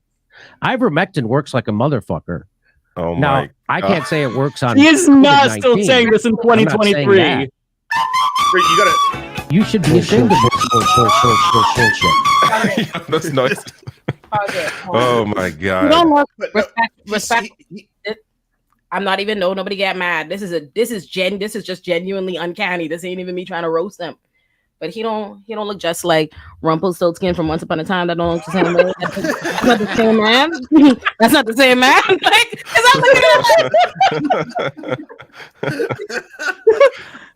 Just imagine the fedora on him, right? right? Like that was like The fedora on top, yeah. Yeah, he tipping his fedora to Marjorie, milady. Oh, I cannot deal with it. People need to understand, though, that he has to pretend to be on the left in order for the grift to be lucrative. Because think about someone like Dave Rubin. Dave Rubin, as the gay conservative, has real utility. He can say, no, this homophobic bill isn't homophobic. But like, what does Jimmy bring to the right that's like unique? He can be brought on as the leftist to explain to Tucker Carlson how the left is wrong. But once he just says, no, I really am a conservative like all of you, then what's left? Comedian? He doesn't do comedy anymore. Like the only comedy is Mike McRae doing hilarious impressions that Jimmy Dore reacts to. That's the extent of his comedy career. So like his only utility is to be the leftist. That's the one thing that sets him apart, which is why he hasn't just come out as a conservative. But I mean, he's deeply conservative. He literally agrees with the right on like 9 out of 10 issues. The one thing that he gets credit for is he supports Medicare for all, although he didn't support the candidate in 2020 who supported Medicare for all. But you get what I'm saying, right? Like, personal beliefs don't mean shit when you have a platform. It's how do you use your platform? Right. How do you use your power? You can. Oh, I believe Medicare for all. Yeah, but all you fucking do is shit on every single person that like supports it. Like, that advocates for it. Yeah. No, dead ass though. But people didn't like. I was on Rising a couple days ago talking about the police. LAPD killed Keenan Anderson, and I basically said that to Robbie. Robbie's always like, "Oh, I'm skeptical of the police." He says that as a blanket statement, but then any conversation we have, you just caping for the police. I'm like, no, I'm like, no, you're not. She like, let's keep it real. We need to stop allowing commentators, representatives, and people to just make blanket statements about what their belief is, and then everything contradicts it, and we just. It's like, well, how could you can't just, and the problem with it is they say it so that it lends it credibility. If you say, I'm skeptical of the police, but every time you caping for the police, they're like, well, they're skeptical of the police and they're on the side of, so you know what I mean? And that's the same way. It's like, oh, I'm leftist. So when you're shitting on everything left, it's like, oh, well, that's not the same. Then people lend it more credibility, like they're being a reasonable, rational mind that's assessing this objectively because they announced that they are skeptical, even though, so. Yeah. You have politicians do this too, like Josh Hawley pretends he's like a working class senator. He worked in he was a corporate lawyer, I believe, and now he just introduced this Stop Pelosi Act, I think it's called, where it's about stopping stock trading, like in Congress, which is fine. But when you call it Stop Pelosi, you're not really going to pass it with a Democratic Senate, are you? Like, it's so clearly just an attempt to try and gain attention, gain notoriety, get on camera. It's not any serious attempt to actually pass anything. Exactly. I saw the serious thing the Republicans are trying to pass right now, and it looks absolutely absurd. It's like sales tax to go up to 30%, and then all other taxes eliminated, like estate tax, payroll tax, like that's the actual proposal. And I was like, wait, you're going to eliminate estate tax, you're going to eliminate payroll tax. I'm assuming corporate tax is probably not far away, and then pass everything off to the consumer, who now have to pay a 30% tax. Like, this is going to be one of the most regressive tax proposals I think I've heard someone say outside of like a Looney Tunes cartoon, right? Like, why would that is so blatantly anti-worker like that? For them to pretend otherwise and to have morons to go along with that messaging is so insane. But they know their base is dumb enough to fall for it. You know how many everyday run-of-the-mill Republicans I saw defending the plan online by going, but it eliminates the income tax. Well, your income tax is not 30%. Income tax not 30%. You're gonna be paying a lot more. All gas all year. Think about this for a second. Like groceries, everything. Working people. Working people buy a lot more than rich people do. Like, it's just that simple. Yes. Like, the percentage will hit you a lot more than it will hit them. Like, they don't have to worry about 30% tax on the things they buy because you're the one who's buying everything. And they're the ones that have all the assets that have, properties that would be taxed, like that would no longer have to be taxed. Yeah. I forget what the percentage is, but there is a large percentage of people who get a lot of their income taxes back come tax season. You would not be getting anything back from your 30% sales tax. You're gonna keep all those receipts and write things off. You're not doing that if you have like a full-time job. There's unless you're a freelancer or something. Did you see the discourse that's been going on recently? Because someone online started going to New York subways and being like, I am keeping track of every single person who's jumping the till right now. And I've already noticed that it wasn't New York. It was 22 people. It's DC. Oh, sorry, in DC, yeah. okay, And then, yeah. of course, there's this massive section of the internet that was just like, people celebrating this obviously don't want to live in society where social contracts are a part of the game. They hate like capitalism, they hate neoliberalism, they hate people participating in blah, blah, blah. And then I was like, oh, and they were also being like, all the lefties who say that they want to support like a Nordic model don't seem to realize that everyone here is breaking the social contract and the fabric of society. I was like, you're doing this in reverse. There is no social safety net for them. I mean, like, I don't get the whole let's vilify the poor people online or people who even are doing it. Maybe they can afford it, but it saves them $6 a day, and that's a big difference. 10 days in a row, $60 means a lot. Who gives a fuck? Like, we should be talking about why aren't their needs being met in other ways, not being like, I cannot believe another 3 people are following the rules. Flintshire, I'm so mad about this. Throw more police at it. That'll save us money. Like police in there, beat them, make them pay. It's crazy. Yeah, we talked about this earlier today on the Majority Report when I was on, and it's just so infuriating, because like the average person, the everyday working person commuting to work, they don't care that people are jumping the turnstile. No. Or they don't care. They really don't. Like, they just don't do it because they don't want to get caught themselves. But they don't like start yelling or following someone who does jump the turnstile going, you should have paid. They don't care. They mind their own business. They don't. In fact, I bet if they see someone who gets caught getting a ticket, they're probably thinking to themselves, better, be more careful next time you do it. Like, just watch out next time. Like, because you know what? We all fucking do it when we're able to. Let's just be clear. Whether you're a teenager in high school or you're a 90-year-old person in New York City, when that emergency door opens so someone with a wheelchair or a mother with a stroller can get by, everyone who's going to pay that turnstile just moves on over to go through the emergency door for free. Everyone fucking does faster. it. Everyone I'm fucking does in it. line. I'm not doing it because I love crime. It was just trying to. And those trains are moving regardless. Like, those trains might as well have more people on them. Like, you know what I mean? Those trains are going to move. And like the MTA here in New York, at least, they just used this rhetoric as the reason behind why they want to raise the fare another 20% next time around. They do this every time they want to raise the fare. And what do we see that happen to the service itself? Nothing. They don't put that money towards the service. They just pay the people involved at the upper echelons of the MTA more money. That money doesn't go actually into the service. Have you guys ever seen, if you're who lives in New York here? There you go.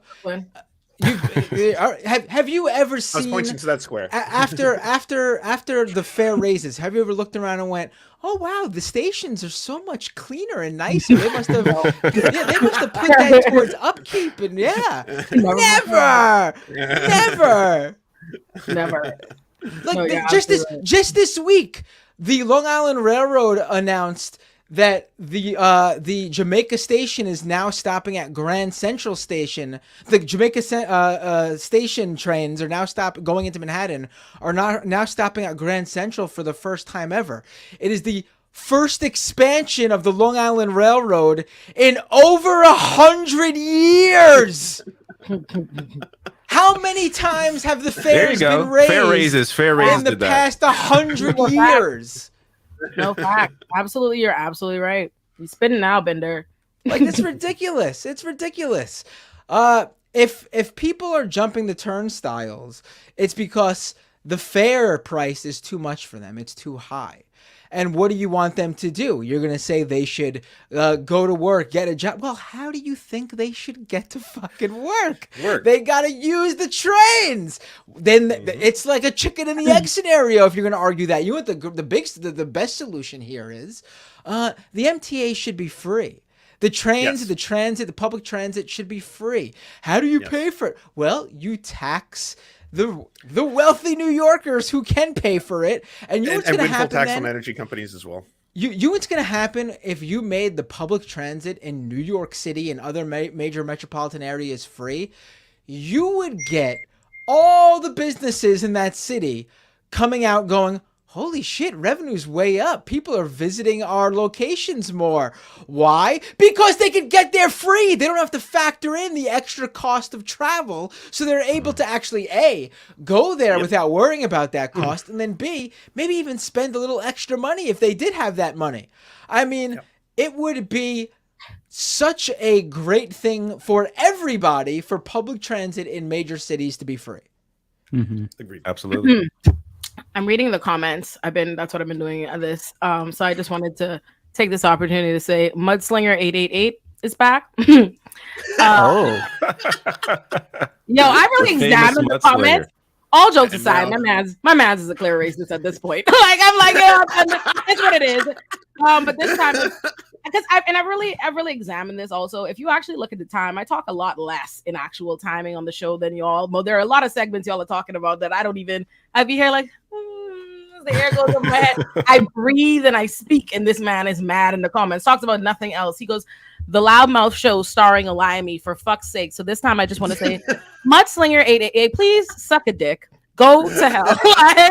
You do not have to watch this show, and I do not have to hear your mouth every week. Please kiss my black ass, okay? Thank you. Fuck you. Why be talking? No, not again. On your side. Fuck you and the 8 people who hate with you. Y'all can all kiss my ass. Thank you. I found Mudslinger. Yeah, I found him in the chat. My man's a real hater. I'm like, oh my god, what is your problem? What am I doing to you other than bringing jokes and peace? Like, oh my god. Men are being silenced. Okay, we can't stand for this. Yes, I've had enough. Can I put him on blast? Is that okay, David? I found it. Yeah. Go. Do what you need to do. There he is. Get him, everyone. Oh, yes. Okay. That's what I was. And also, I saw somebody earlier in the comments say that their dream collab is for me and Hassan to do something. I want you to know Hassan has reached out to me. We're working on it. It'll happen. Nice. Make sure you shout out the podcast. Yeah, we need that audience over here. Tell Hassan to come on the Leftist Mafia. It'll give us the life that we need. He's not gonna fucking do that. I'm gonna raise it to him. I'm gonna bring it to him for real. He will. I think he would do it. What I really want to get is I want to get David Simon, the creator of The Wire, to agree to come do episodes. That's what I want. That's what I really want. That'd be pretty cool. In college, I did like a paper on, because I was like a huge fan of The Wire back in like the early 2000s. I did like a paper on David Simon. Yeah, his views now.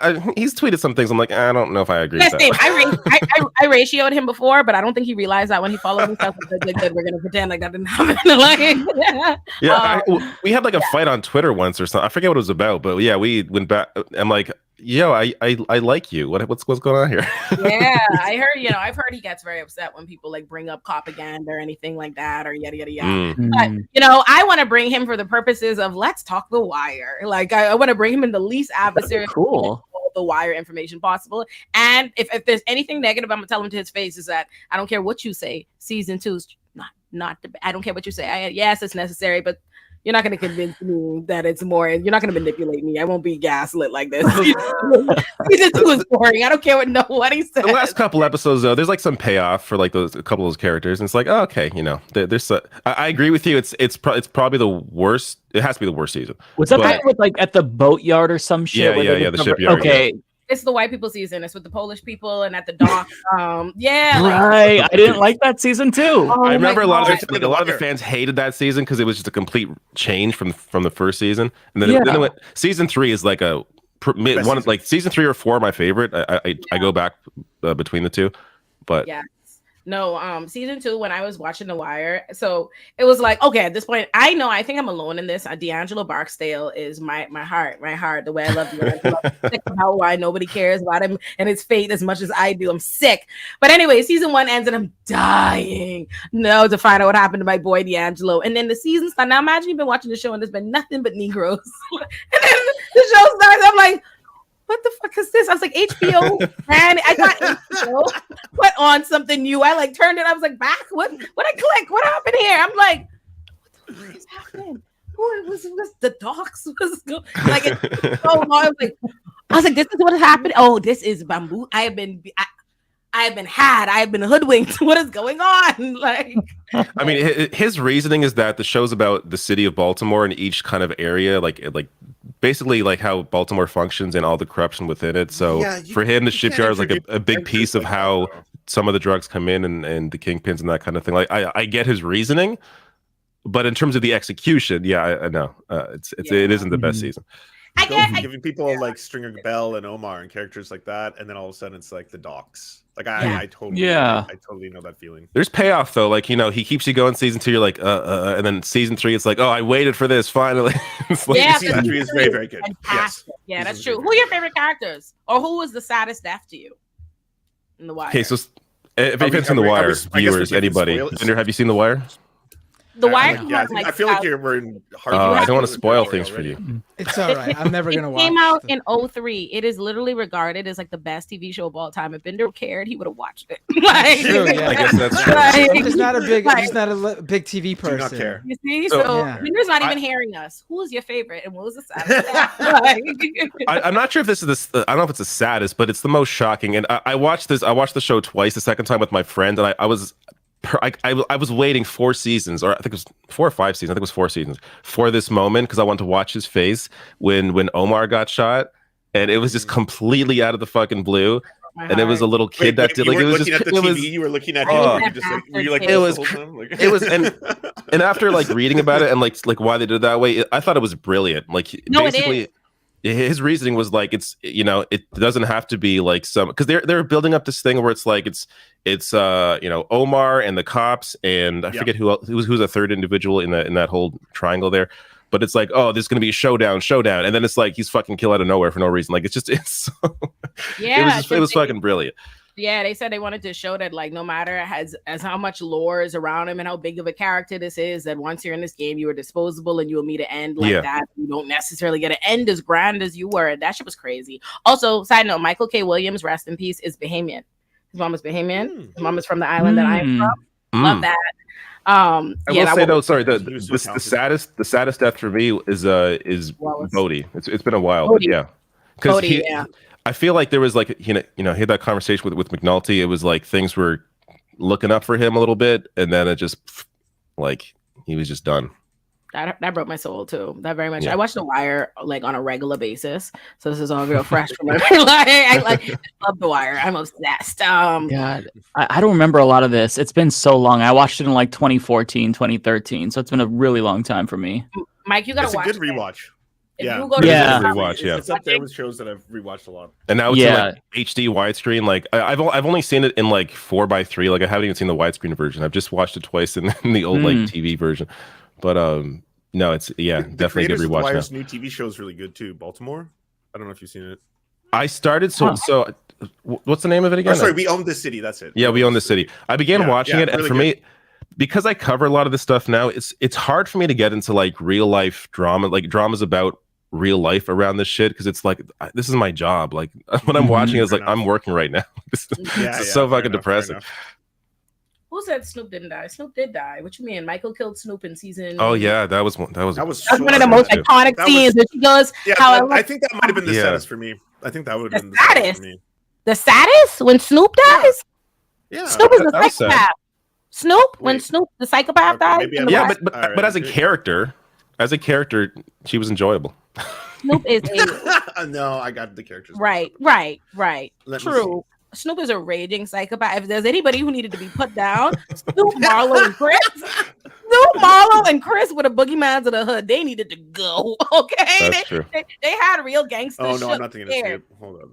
Yeah, no. Snoop is when Mike pulls the gun on her and she's like, "How my hair look, man?" He's like, "You look good, girl," and he shoots her. It's real iconic. But yeah, nah, Snoop's death can't be sad. Iconic, but sad. No, she needed to go. My girl, my girl's just in the hardware store, just examining which screw, like which screwdriver. That was the season opener. That was the season opener. For that was good. And the actress Felicia Pearson, she wasn't a real actor. They picked her up off the street. Like in Baltimore. That's right. Yeah. Yeah. Okay, Wallace is what I'm thinking of. Wallace's death was the saddest death for me. Sorry. Yeah, that's season okay. 1. Yeah, Yeah, yeah. feel that way. I remember that scene because that one actually singed me. Where it was like, you know, friends killing friends, but they were like, they just seemed so young, and I was like, this is so savage, just standing there like, oh no, and you know what's gonna happen too. That break my heart and soul. I think, you know what I think is really crazy about the whole show, I think is sad when you think about it, is the moment at the end where they go and see Poot, who is Bodhi's right hand, and Poot is just working in Foot Locker, and you realize like, wow, this would have dissolved just a little bit longer. Like these men, all of them dead off of this thing that just ended. Poot just now working at Foot Locker, and Bodhi dead. Like if Bodhi had just turned around, or Wallace is like, yeah, full lives gone to something that's just over. Avon and them is just not there anymore, and I'm like, wow. Meanwhile, all your boys dead. Okay, we got to talk about something that Matt Binder has both seen. Yeah, It's all right. I'm fine with it. Don't worry about it. No, keep going. Not called Emma. Spoilers are still ongoing. It's not called spoilers when a show has been out like 20 years, bro. Like you can't. Like I'm pretty sure the Wire. Season 5 ended, I think, 2007. And wait long enough, and you'll forget the spoilers. Like I don't remember half the shit that they're talking about. I watched that shit in my college dorm where I was downloading like the FTPs and shit. The Wire came out 21 years ago. Wow! Holy shit! Yeah, what year was it? Right? 2002. Yeah. Oh wow! And it ended, I think, 2007. I think. Yeah. My buddy was watching the Lord of the Rings, the second one, the movie trailer, and at the very end of the movie trailer, they revealed that obviously Gandalf comes back. He's like, "Whoa, spoilers!" Whoa, hold on! Spoiler! And someone behind him right away was like, "The books were written like 54 years ago, asshole." I was like, unbelievable. Spoiler.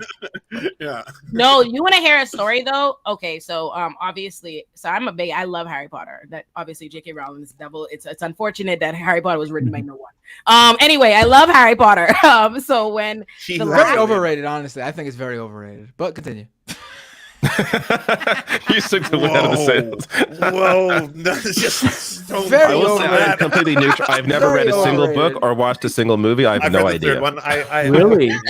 You know what's I crazy? have no idea. You said that, and tears came to my eyes. Like it was Very overrated. It's very, very overrated. what? Overrated? You read the books and you feel that way? I read the first book. Oh, you know what? Don't talk. I don't want to hear nothing. You read the first book and it's overrated anyway. You have to read all of them to appreciate. You know. I can't even gas the writing no more because she got to be out here being a transphobic bigot. Oh, God damn it. I'm Anyway, gonna share a video with you, and it's gonna ruin your world. I'm so sorry, but I'm gonna do it. I'm gonna send you Sean's video, and it's gonna change all. Oh, Sean's video is Sean's good. video is so good. On Harry Potter or on J.K. Rowling? On the books. On the books. No, on the books. It's just not that. Yeah. It's. I don't get the hype over it. It's like it's okay. It's nothing special. It's nothing groundbreaking. It's nothing crazy. what you mean it's not groundbreaking? What you mean? I mean, it doesn't deserve all the adulation that it receives. It's just not that great. Who's your favorite character? Is it Cho Chang? That's a character's name. Jesus Christ! Guess what her nationality is. By the way, yeah, that's not even the worst one. No, it gets much worse. It gets much worse. I hate each and every one of you. Did you like the Jewish goblins running the bank? You are not going to ruin this for me by pointing out he hasn't even mentioned the fact that there is a race of people known as slaves in the book, and their freedom. Only one character talks about actually freeing them. That's Hermione, and Hermione is mocked ruthlessly by the other characters for it. And at which point, eventually, that whole plot line is let go. They like the house elves, that entire thing, they let it go. She's like, we should probably not do this and have slaves. And then every other character is like, they actually prefer it because they like being enslaved. They like being slaves. That same logic. Yes. Yes. I let y'all have things. Like you could enjoy Harry Potter. I am a racist investigator. I will suck joy from every motherfucking thing right now. I will never let y'all rest. We all have problematic Eaters, faves. right? It's fine. Right, that's the name of it. Death Eaters, I think. I will say, I think that, I mean, this is my opinion. I'm not sure how the rest of you feel. I think it's ridiculous to criticize people over liking art that may have been created by some shitty person or some bad. You know, I just think it's that's not going to solve any problem. Like if you don't like something, like for example, the new Harry Potter game coming out, if you don't want to buy it because J.K. Rowling's a transphobe, then that's fine, don't buy it. But I don't think it makes sense to ridicule other people who want to play the game just because they want to play the game. Like it's that's my opinion. Well, I agree. It might not make sense, but it's hella fun.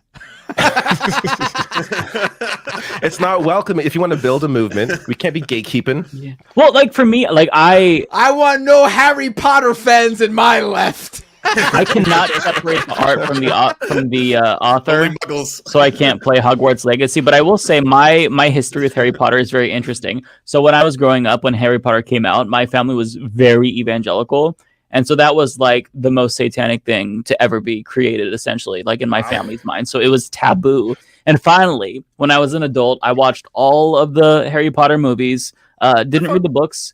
They were okay, not bad. Yeah, not too shabby. But yeah, I can no longer separate the art from the artist. But if you like it, I don't think that makes you a bad person. I think it makes you a more peaceful person if you can do that. Because for me, like, there's so much more art that I would enjoy if I could separate the art from the artist. Although it kind of depends on like what their alleged crime was, right? But I guess it varies. Well, what do you mean, Mike? In the case are of the you trying to game- say, Mike? Are you trying to carve out something there, Mike, so someone can enjoy Adolf Hitler's paintings without separating the art from the artist? Because y'all clearly not gonna let me have nice things, so let me just address all substantive points made. I think there's a difference between supporting the art if the artist is still making that money and how they use that money. Like in the case of R. Kelly, when R. Kelly was out and the supporting of R. Kelly's career is using that money to run a whole conglomerate of foolishness of trapping and torturing women and things like that. So I felt like in the case of R. Kelly, contributing to his making money and his doing well was literally contributing to the direct harm of people. So I feel like, that's the distinction. In the case of, I don't play nobody's video game. So, I love Harry Potter independent of JK from before, but I mean, to my knowledge, I've heard she isn't a part of this video game thing. She's not, which also makes it interesting because like she didn't make the game herself, right? Like it's her property, and I'm sure she's making money off of it. That's she would get licensing fees and like royalties. Yeah, I'm sure there's licensing, of course. Yeah, but she's not in there like programming the game, like or making the art. Programming the game. She's too busy on Twitter. She does not know how to code. No, she does not know how to code. No. Yeah, but to Harry Potter, Mike, similarly with the Christian issue. So the Bahamas is constitutionally Christian. So we have a thing called the Christian Council that needs to be disbanded. It's everything ruined in our country. Anyway, the Christian Council, movies have to be approved by the Christian Council, and the Christian Council was really against Harry Potter at first, and it was a lot to get it there. But you'll see how my family was grooming me to be a lawyer my whole life. I used to have to like present arguments, like make presentations to get something, to be able to watch something or do something. So I made a whole presentation to my Grammy about how Harry Potter is just the battle of good and evil, and that's the same shit as everything else. You got me watching all these other fairy tales and happily ever afters. I was like, ain't there witches in that? Ain't there this? Blah blah blah blah blah. Seems like, well, my grandma's going, points were made. So I got to watch Harry Potter. I think I am a person, I like the Harry Potter books. I think the Harry Potter books are greater than the movies. I'm not like it's not the movies that I'm in love with, but I think the books were fantastic, and I don't care what nobody says. Yes, I know I know of all every problematic, bigoted thing that's in there. All that's true. I have no defense. Send her to jail.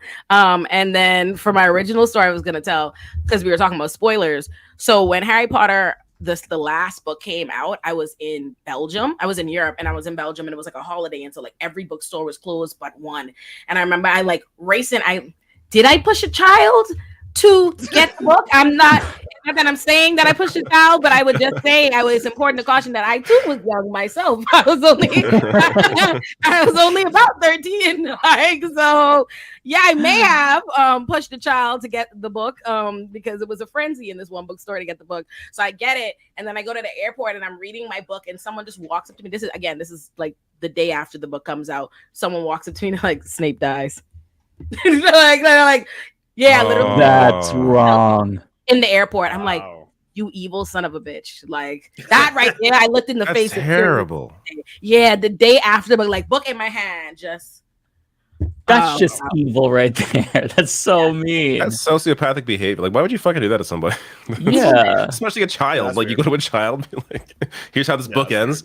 Like, Dickhead. Someone asked what's my favorite Harry Potter movie and book. I think my favorite book is probably Half-Blood Prince. I feel like that's not a popular, but I like Half-Blood Prince. I like the whole idea of Snape's book with all his I like that coming back to play. It's just Snape just being powerful across generations. I love it. Look at that. He wrote some shit. Half-Blood Prince. Is that the name of the book? Sounds Binder? very Binder? race science.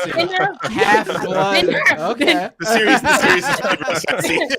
Binder, I will rent this one at Times Square and you can There's some quantum. Did Douglas Murray help her with that book? Went on Sam Harris's podcast. Hold on, wait. Before I let us move on, because someone had said it earlier, because someone said in the chat, they said, I'm giving real Hufflepuff energy and I rebuke you in the name of Jesus. I identify as a Gryffindor sun and a Slytherin moon. So what about the rest of you? I'm assuming Lance is a Gryffindor too. What are you? I can't remember. I remember taking one of those online things. I wasn't Snape. I don't think I was the cool one. What's the cool one again? I can't believe these are the people. Isn't Hufflepuff like the one that Harry Potter's in? That's the one that everybody wants. No. Hufflepuff is the one that Harry Potter's in? No. We're gonna. Well, I mean, it's socially acceptable not to know this anymore. Actually, it's better to not know that. Now people are gonna be like, yes, Mike's an ally. That's good. I don't know what any of these words mean. Harry Potter is in What's a Gryffindor. Hufflepuff? What are you talking about? Yeah. Oh, Gryffindor. Oh, Yes, fuck. Snape's I would not have gotten that. Hufflepuff's the Let's just nerdy move one. on. That's what Clearly Ron none of Weasley's you- in, and then Harry Potter is in Gryffindor. There we go. I only read the third book. This is the most contentious episode yet. I'm like, wow, I'm blown away. What am I? I don't know these things. Tell You me would what be I am. Gryffindor. Harry so? Potter. Yeah. I don't know the difference, but it just was on my heart. I feel like David is a Ravenclaw? I think David's Ravenclaw. What? Oh, because Ravenclaw the handsomeness. traits. So, I think David's Ravenclaw. I think Values intelligence, learning, wisdom, and wit. Oh, okay. Yeah, I think Mike Let me is see the Gryffindor with a Gryffindor sun with a Hufflepuff moon. That's what I'm giving Mike. Wait, what am Okay, I well, again? You know more than everyone else. You should give all of us something. Yes. Oh, I'm gonna tell you what y'all are. I'm Okay, giving yeah, David Ravenclaw. I'm giving Mike Gryffindor sun Hufflepuff moon. I'm giving Binder. I feel like Binder is I don't know Binder. I'm gonna give Binder a Slytherin sun and a Ravenclaw moon, and I'm going to give Lance is probably a Gryffindor sun and a Slytherin moon like me. That's what I'm going. Oh, wow. Yeah, man. All right. Yeah, I think that's right. Y'all assess that. The real people who know assess that in the comments. But I think How I'm do right. they determine that in the book? Does Harry Potter whip out the calipers and start measuring skulls? There's an actual sorting. Is there really? Wait, no, I'm joking. Is there magical calipers? There's a magical hat that goes on their heads. Oh my god! You gotta be kidding me! I forgot about that. This book is all about race science. Oh my god! Oh, I feel like I've read Harry Potter now. I feel like I know everything I need to know. I never considered the fact that the hat was not using magic and was instead measuring skulls. That is, I can't ever look at Harry Potter the same. It's worse than I thought. I fucking hate it here. I hate it here so much. So let me get this straight: Half-Blood Prince, a skull measuring magic cap, the goblin Jews running the bank. And the author just happens to be a raging transphobe. No,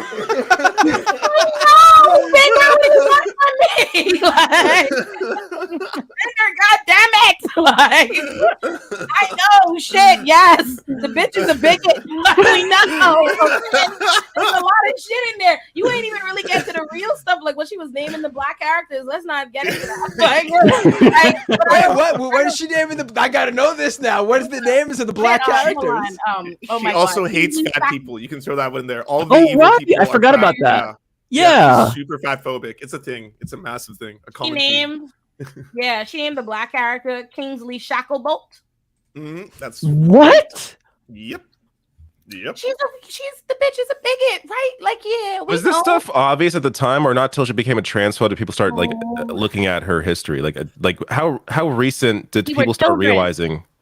You're kids. It's hard to No, like. kids know, but society, like apart from I remember like back when it first came out, there's like stories about witchcraft and shit. That was garbage. But like, when did the actual assessment or like reassessment of Harry Potter start? Was it when she became a transphobe or before that?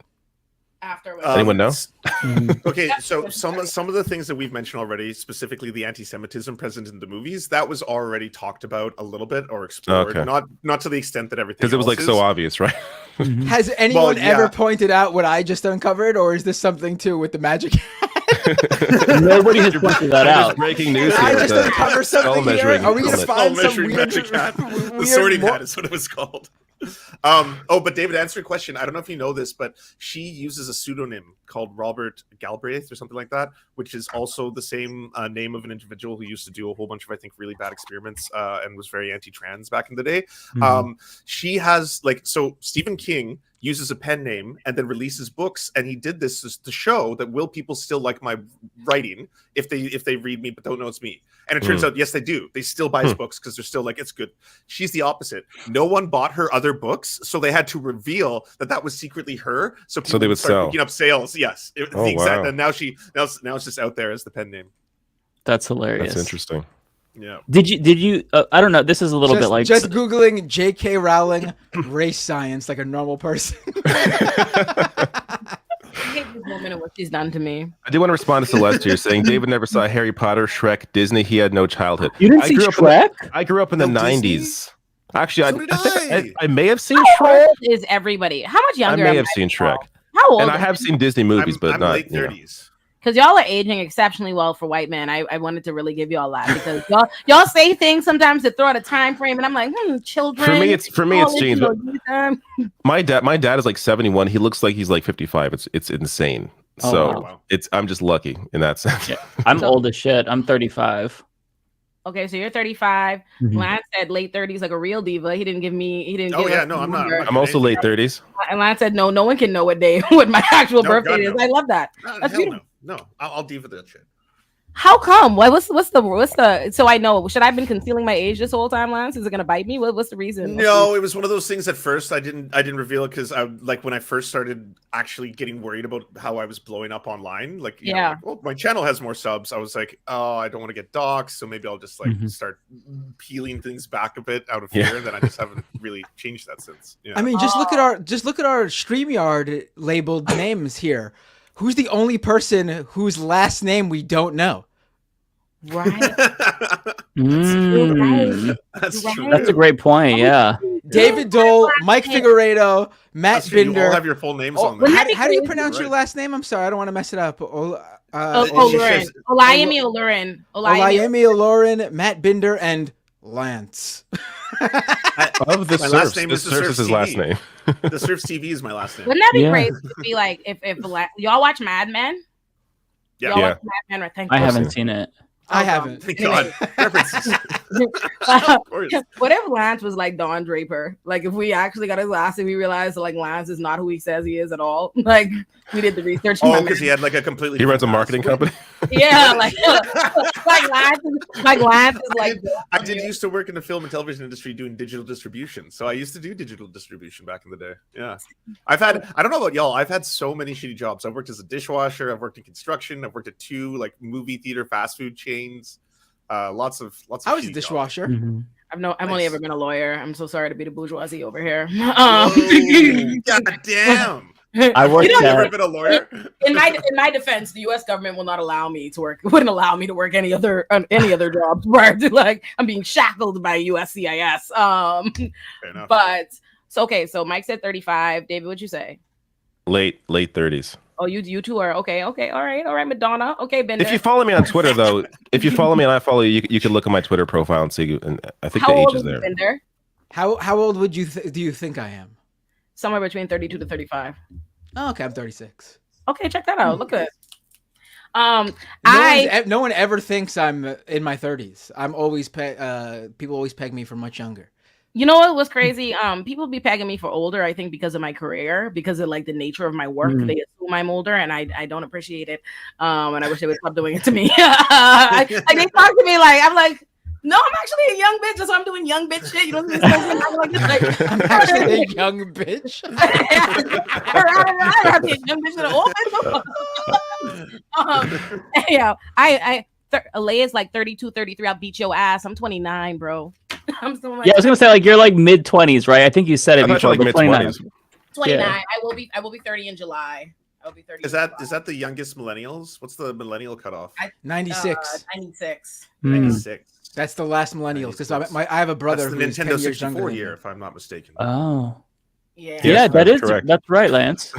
That's how I know time in the 90s as a kid. It was the video game console that came out that year. That's how I know what year it was. PlayStation 2000, Xbox and GameCube 2001. Anyways, we can go on forever. Xbox 360 2005. I'm with you, David.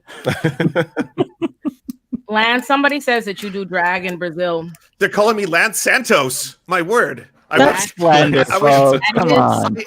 I'll be real with you. I have too much ADHD to have the patience that man has. I don't know how anyone could play that kind of a long game where it's like at a certain point, I'm sorry, I couldn't just sit there and be like, you're really buying this, all of you? The world?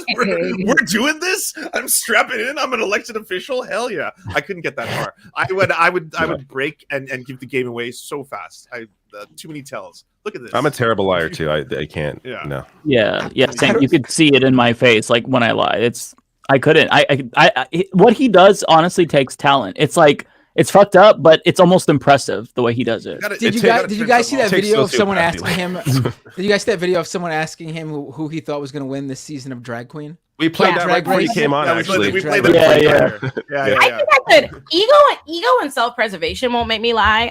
Was the reason why I don't lie, just because my sister once said when I was a little kid, and it stuck with me my whole life. My sister Dune was like, "This is the ego on being an Oler," and Dune was like, lying is a sin, so why should I waste my sins on you?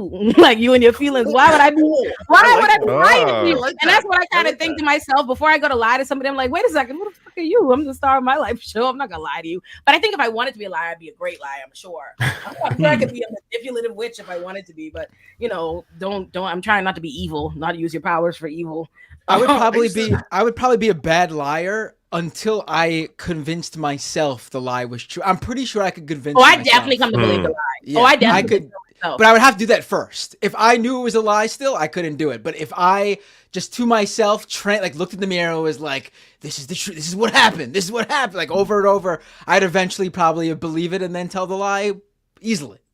Do you think that's what the right does? Like right-wing media, like Steven Crowder wakes up in the morning, he knows he's doesn't believe the shit he's saying, but he like Crowder might be a bad example because Crowder comes across as someone who would lie to your face happily knowing it's a lie and not give a shit.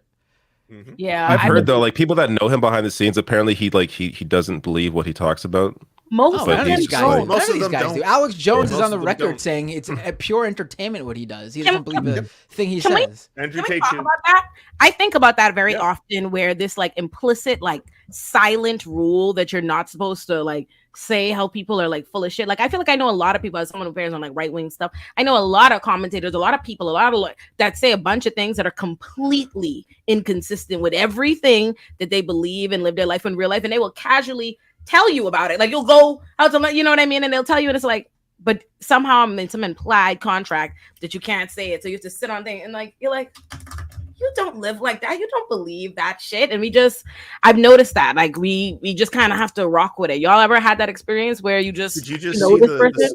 Did you see the CNN whistleblower that just came out recently, like attesting to what you just said as being a real phenomenon? He used to, I think, work for Project Veritas and a bunch of other right-wing outfits, and he was just straight up like, "Yeah, they've told me before, like getting the views, the clicks, and the outrage is way more important than if it's true. So get out there and get the clicks, get out there and get the fucking the outrage." I know the amount of people I'll know, like they that are like fully like in real life, they sitting down talking to you, they are gay and will be out speaking literally the most anti-LGBT rhetoric, blah, blah, blah, blah, blah, like, and all these things. I'm like,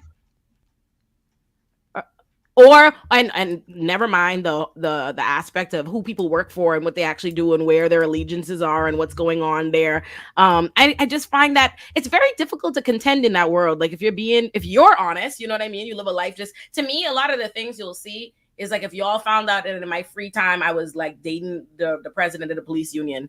And then like right? And then like would the other people just be expected not to say that? Like they're not supposed to, because you learned these things in the personal, you know what I mean? Like outside into the world. It's like, oh, you're not supposed to bring that into, like it's unprofessional, but at the same time it's like, but we're talking to the public. We're like convincing the public and galvanizing people around these things as though you believe in it, and it is completely inconsistent, but it would be unprofessional or whatever it is, or some kind of faux pas or like breaking of a rule. It seems like some people are able to separate their career from what they believe, which I get in for some jobs. Like I used to work in marketing. I fucking hated it, but for the job I had to do marketing, and then I thank God left that job. But like it's for this kind of work where you are public facing, where you're supposed to be educating people, for you to put on a character or put on opinions that you don't actually have just to fill a role, I think is very, not just dishonest, it's just disgusting. Like you are sad too. Then again, if someone's actually a right winger, but they're a left winger I don't know why there's no money in this, but if they're like secretly a right winger, but they're a left winger, in media, then who gives a shit? Like you're benefiting society, you're educating people. I don't care. But again, that doesn't exist. We talked about earlier, like there's no money to be made there. You can't. No one goes from, the right to the left, or in the sense that like for money, or no one goes.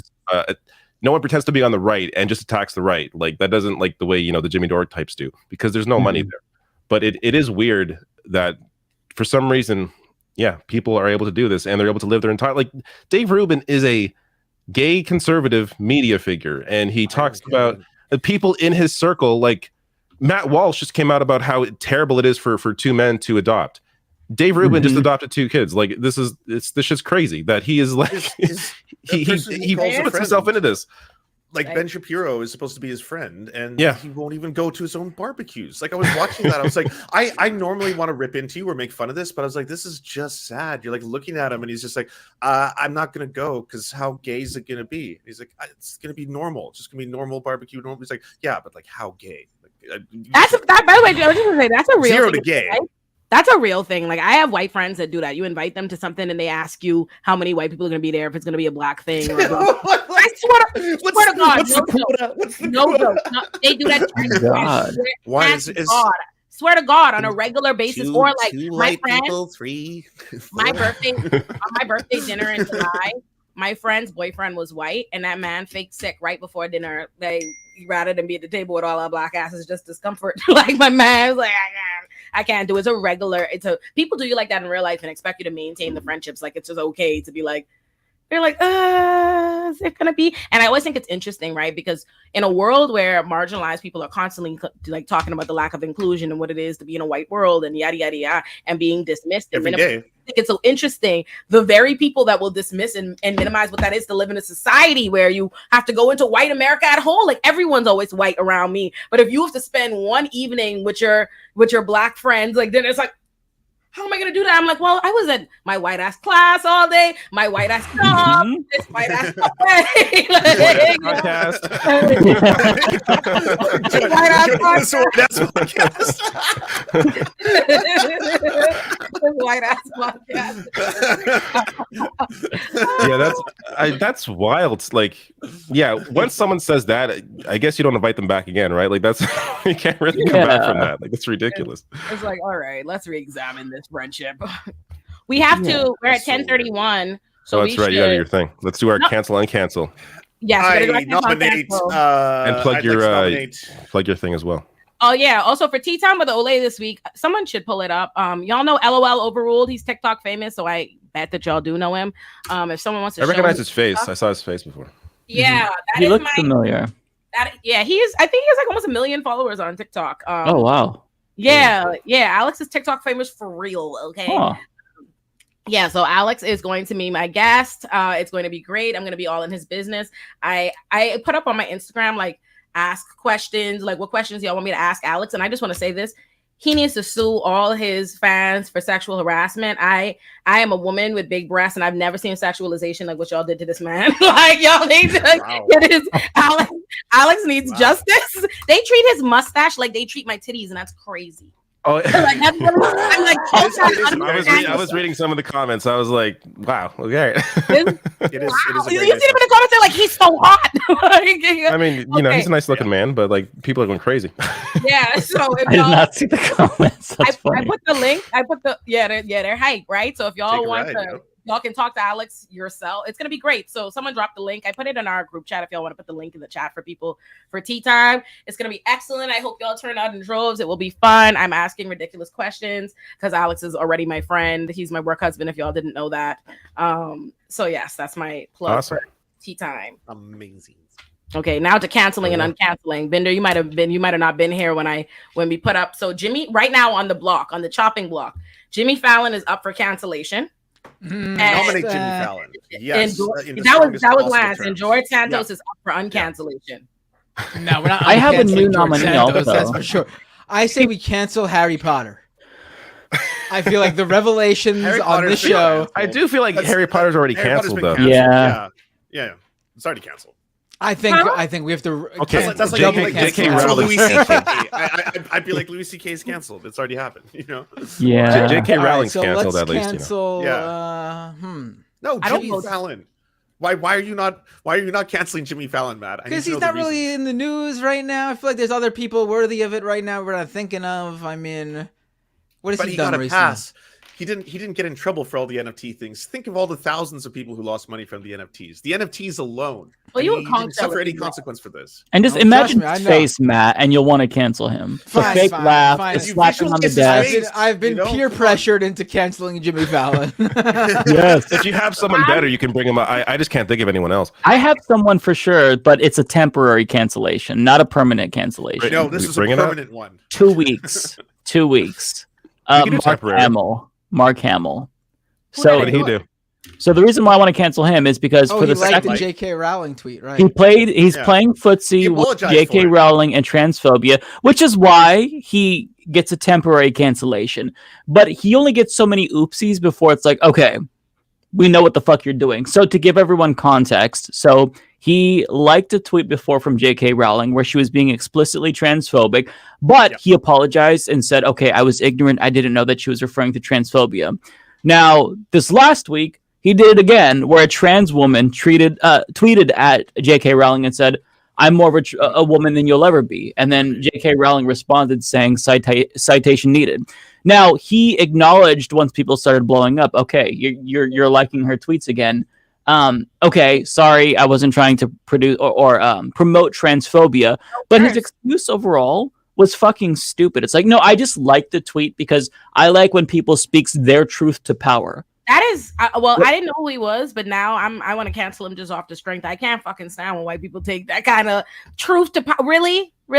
This white And it woman wasn't even taking like it, truth it's to a power. combination of truth to power and speak their truth. It's like, this is J.K. Rowling. She's a billionaire. Like, she's punching down on trans people constantly. How is she speaking her truth to power? So that irritated me because, okay, I get that he's still willing to engage with us and he still knows that, you know, transphobia is bad ostensibly, but at the same time, you still keep liking her fucking tweets. Do you not realize that she is a vicious bigot? Yes, don't even shoot him Yeah, that at this bad. point, everyone There's should no know. world in which, like, you think someone could say some racist shit and I click like on it because I'm like, it's not about the racism. It's about speaking the truth. No, he likes that shit. What are you talking about? No one looks at no bigoted shit that they think is bigoted and go, well, it's important to speak the truth.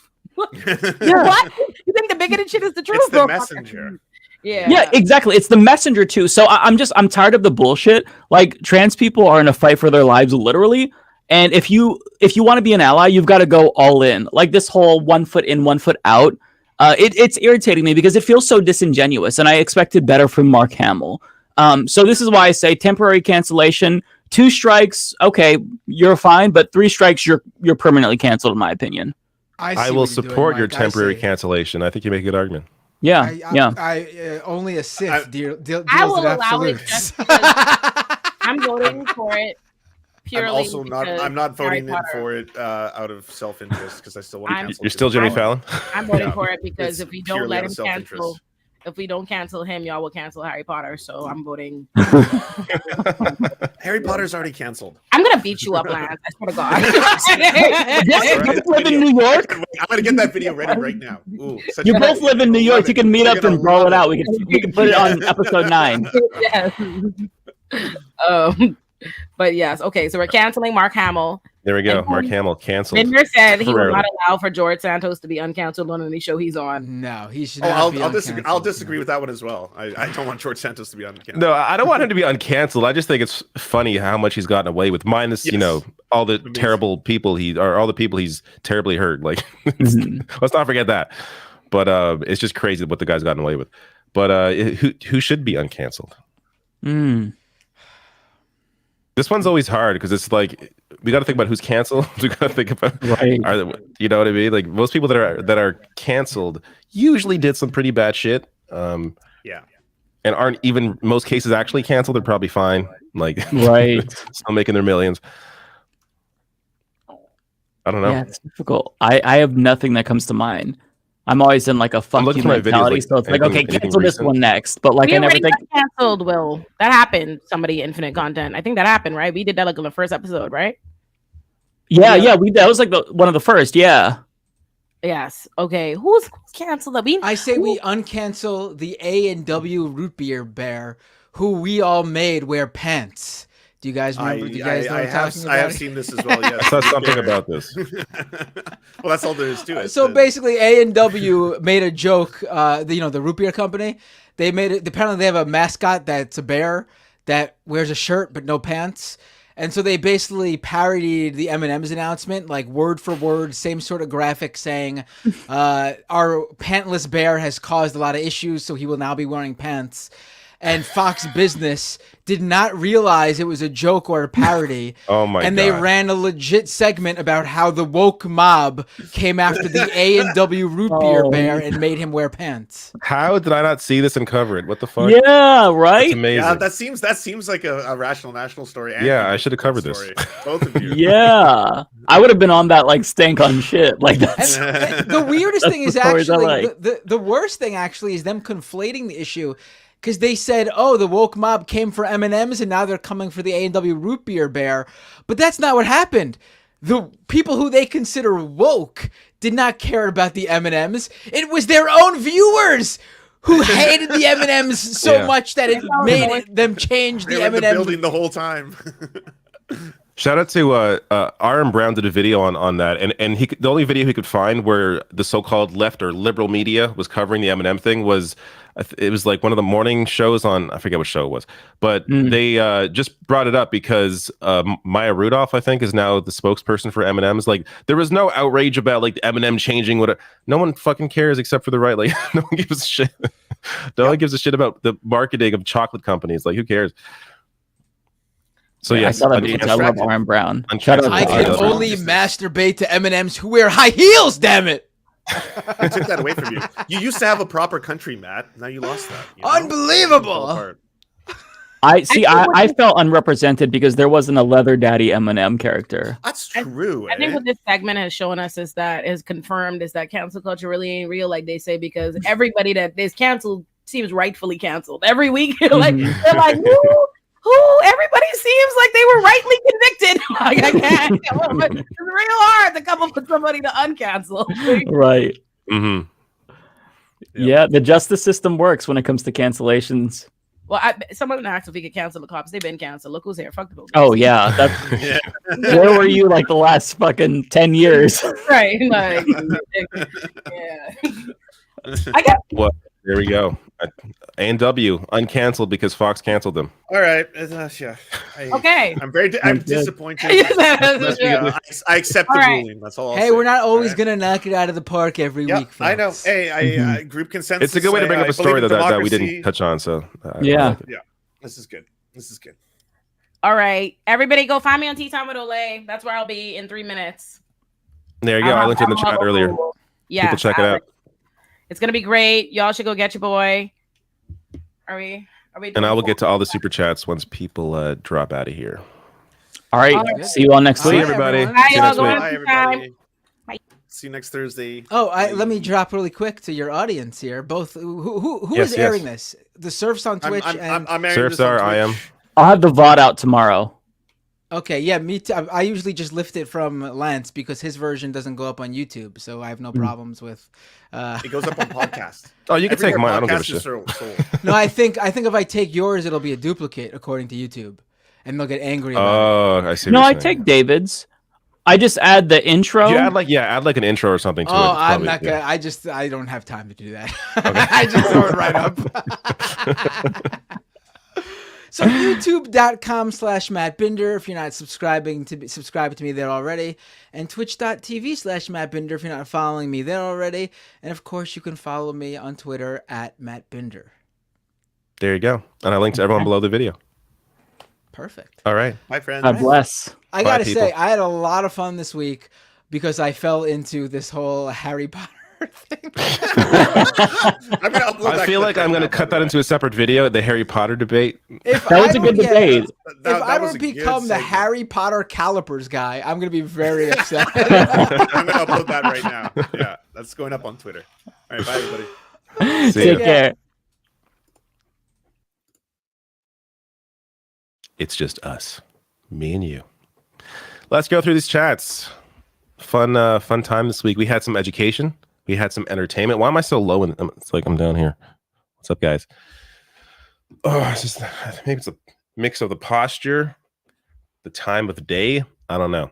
Let's Oh, is YouTube working this week with the chats? Am I actually seeing all the super chats in front of me? I possibly am. Possibly am here. I think I am. So let's go through these. And then I'll double check the actual page just in case I miss something. Law Gnomes says, don't forget to ask Binder about D&D OGL fiasco. I apologize. Did not see that. I apologize. The problem is I can't, I see a chat every now and then when we're shooting, but I don't tend to read the chat too closely. Also, Tim Ryan just announced his next job, fossil fuel lobbyist. Wait, what?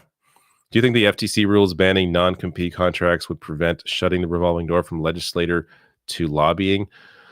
That is, I gotta look into that. That is crazy. Yeah, I mean, there should be something done about that for sure. John Barlick says, we as a country need to invest in better internet so that Blair can come back to the podcast. Yes, there should be public internet available to all. I think I did a video on that like 5 years ago or something. But yes, absolutely. Donald James says, yo, what is up, guys? Looking forward to a fun show. Donald James, a member. Thank you so much. Tony says, great panel, David. Thank you. Infinite Content says, hey, panel, you see how hard Memphis PD are trying to not release that video? It must be much worse than we think. I guess we touched briefly on that during the interview, but yeah, we didn't talk too much about that today. But yeah, it must be terrible. Dwayne Bramble says, the viewer to likes ratio is the best I've seen. Nice. Awesome-tacular. Awesome. New chat coming in. Look at that. Evan Christensen says, late contribution. We Own This City was a phenomenal film adaptation of the true story of Baltimore corruption. Yeah, that was that's the show I think that was brought up. No, wait, or is that a different show? We were talking about The Wire and David Simon and his other new show. Yeah, We Own the City. Yeah, that's the miniseries. Yeah, I began watching it and it was just because it was real. As I said earlier, because it was real, I had a hard time watching more because I cover this every day. It's become like work to watch content like that. Dwayne Bramble says, hey, David, another awesome and very informative podcast. And I've learned a lot from the show tonight. I hope this could spread like COVID, but a vaccine for the pro-cop mind. We need more jabs, LOL. Thank you so much, Dwayne, for your amazing support, and thank you everybody for all your awesome support. I hope that was all the chats. I think it is. It looks like YouTube actually worked today. Show them all. Fantastic. Make sure you check out Olay's show if you haven't already, that I'm sure she's already into now. We'll try to find the link again if I can find it really quickly here. On Twitter, it's follow her. It makes it a lot easier. But let me link to it here. I bet you she's live.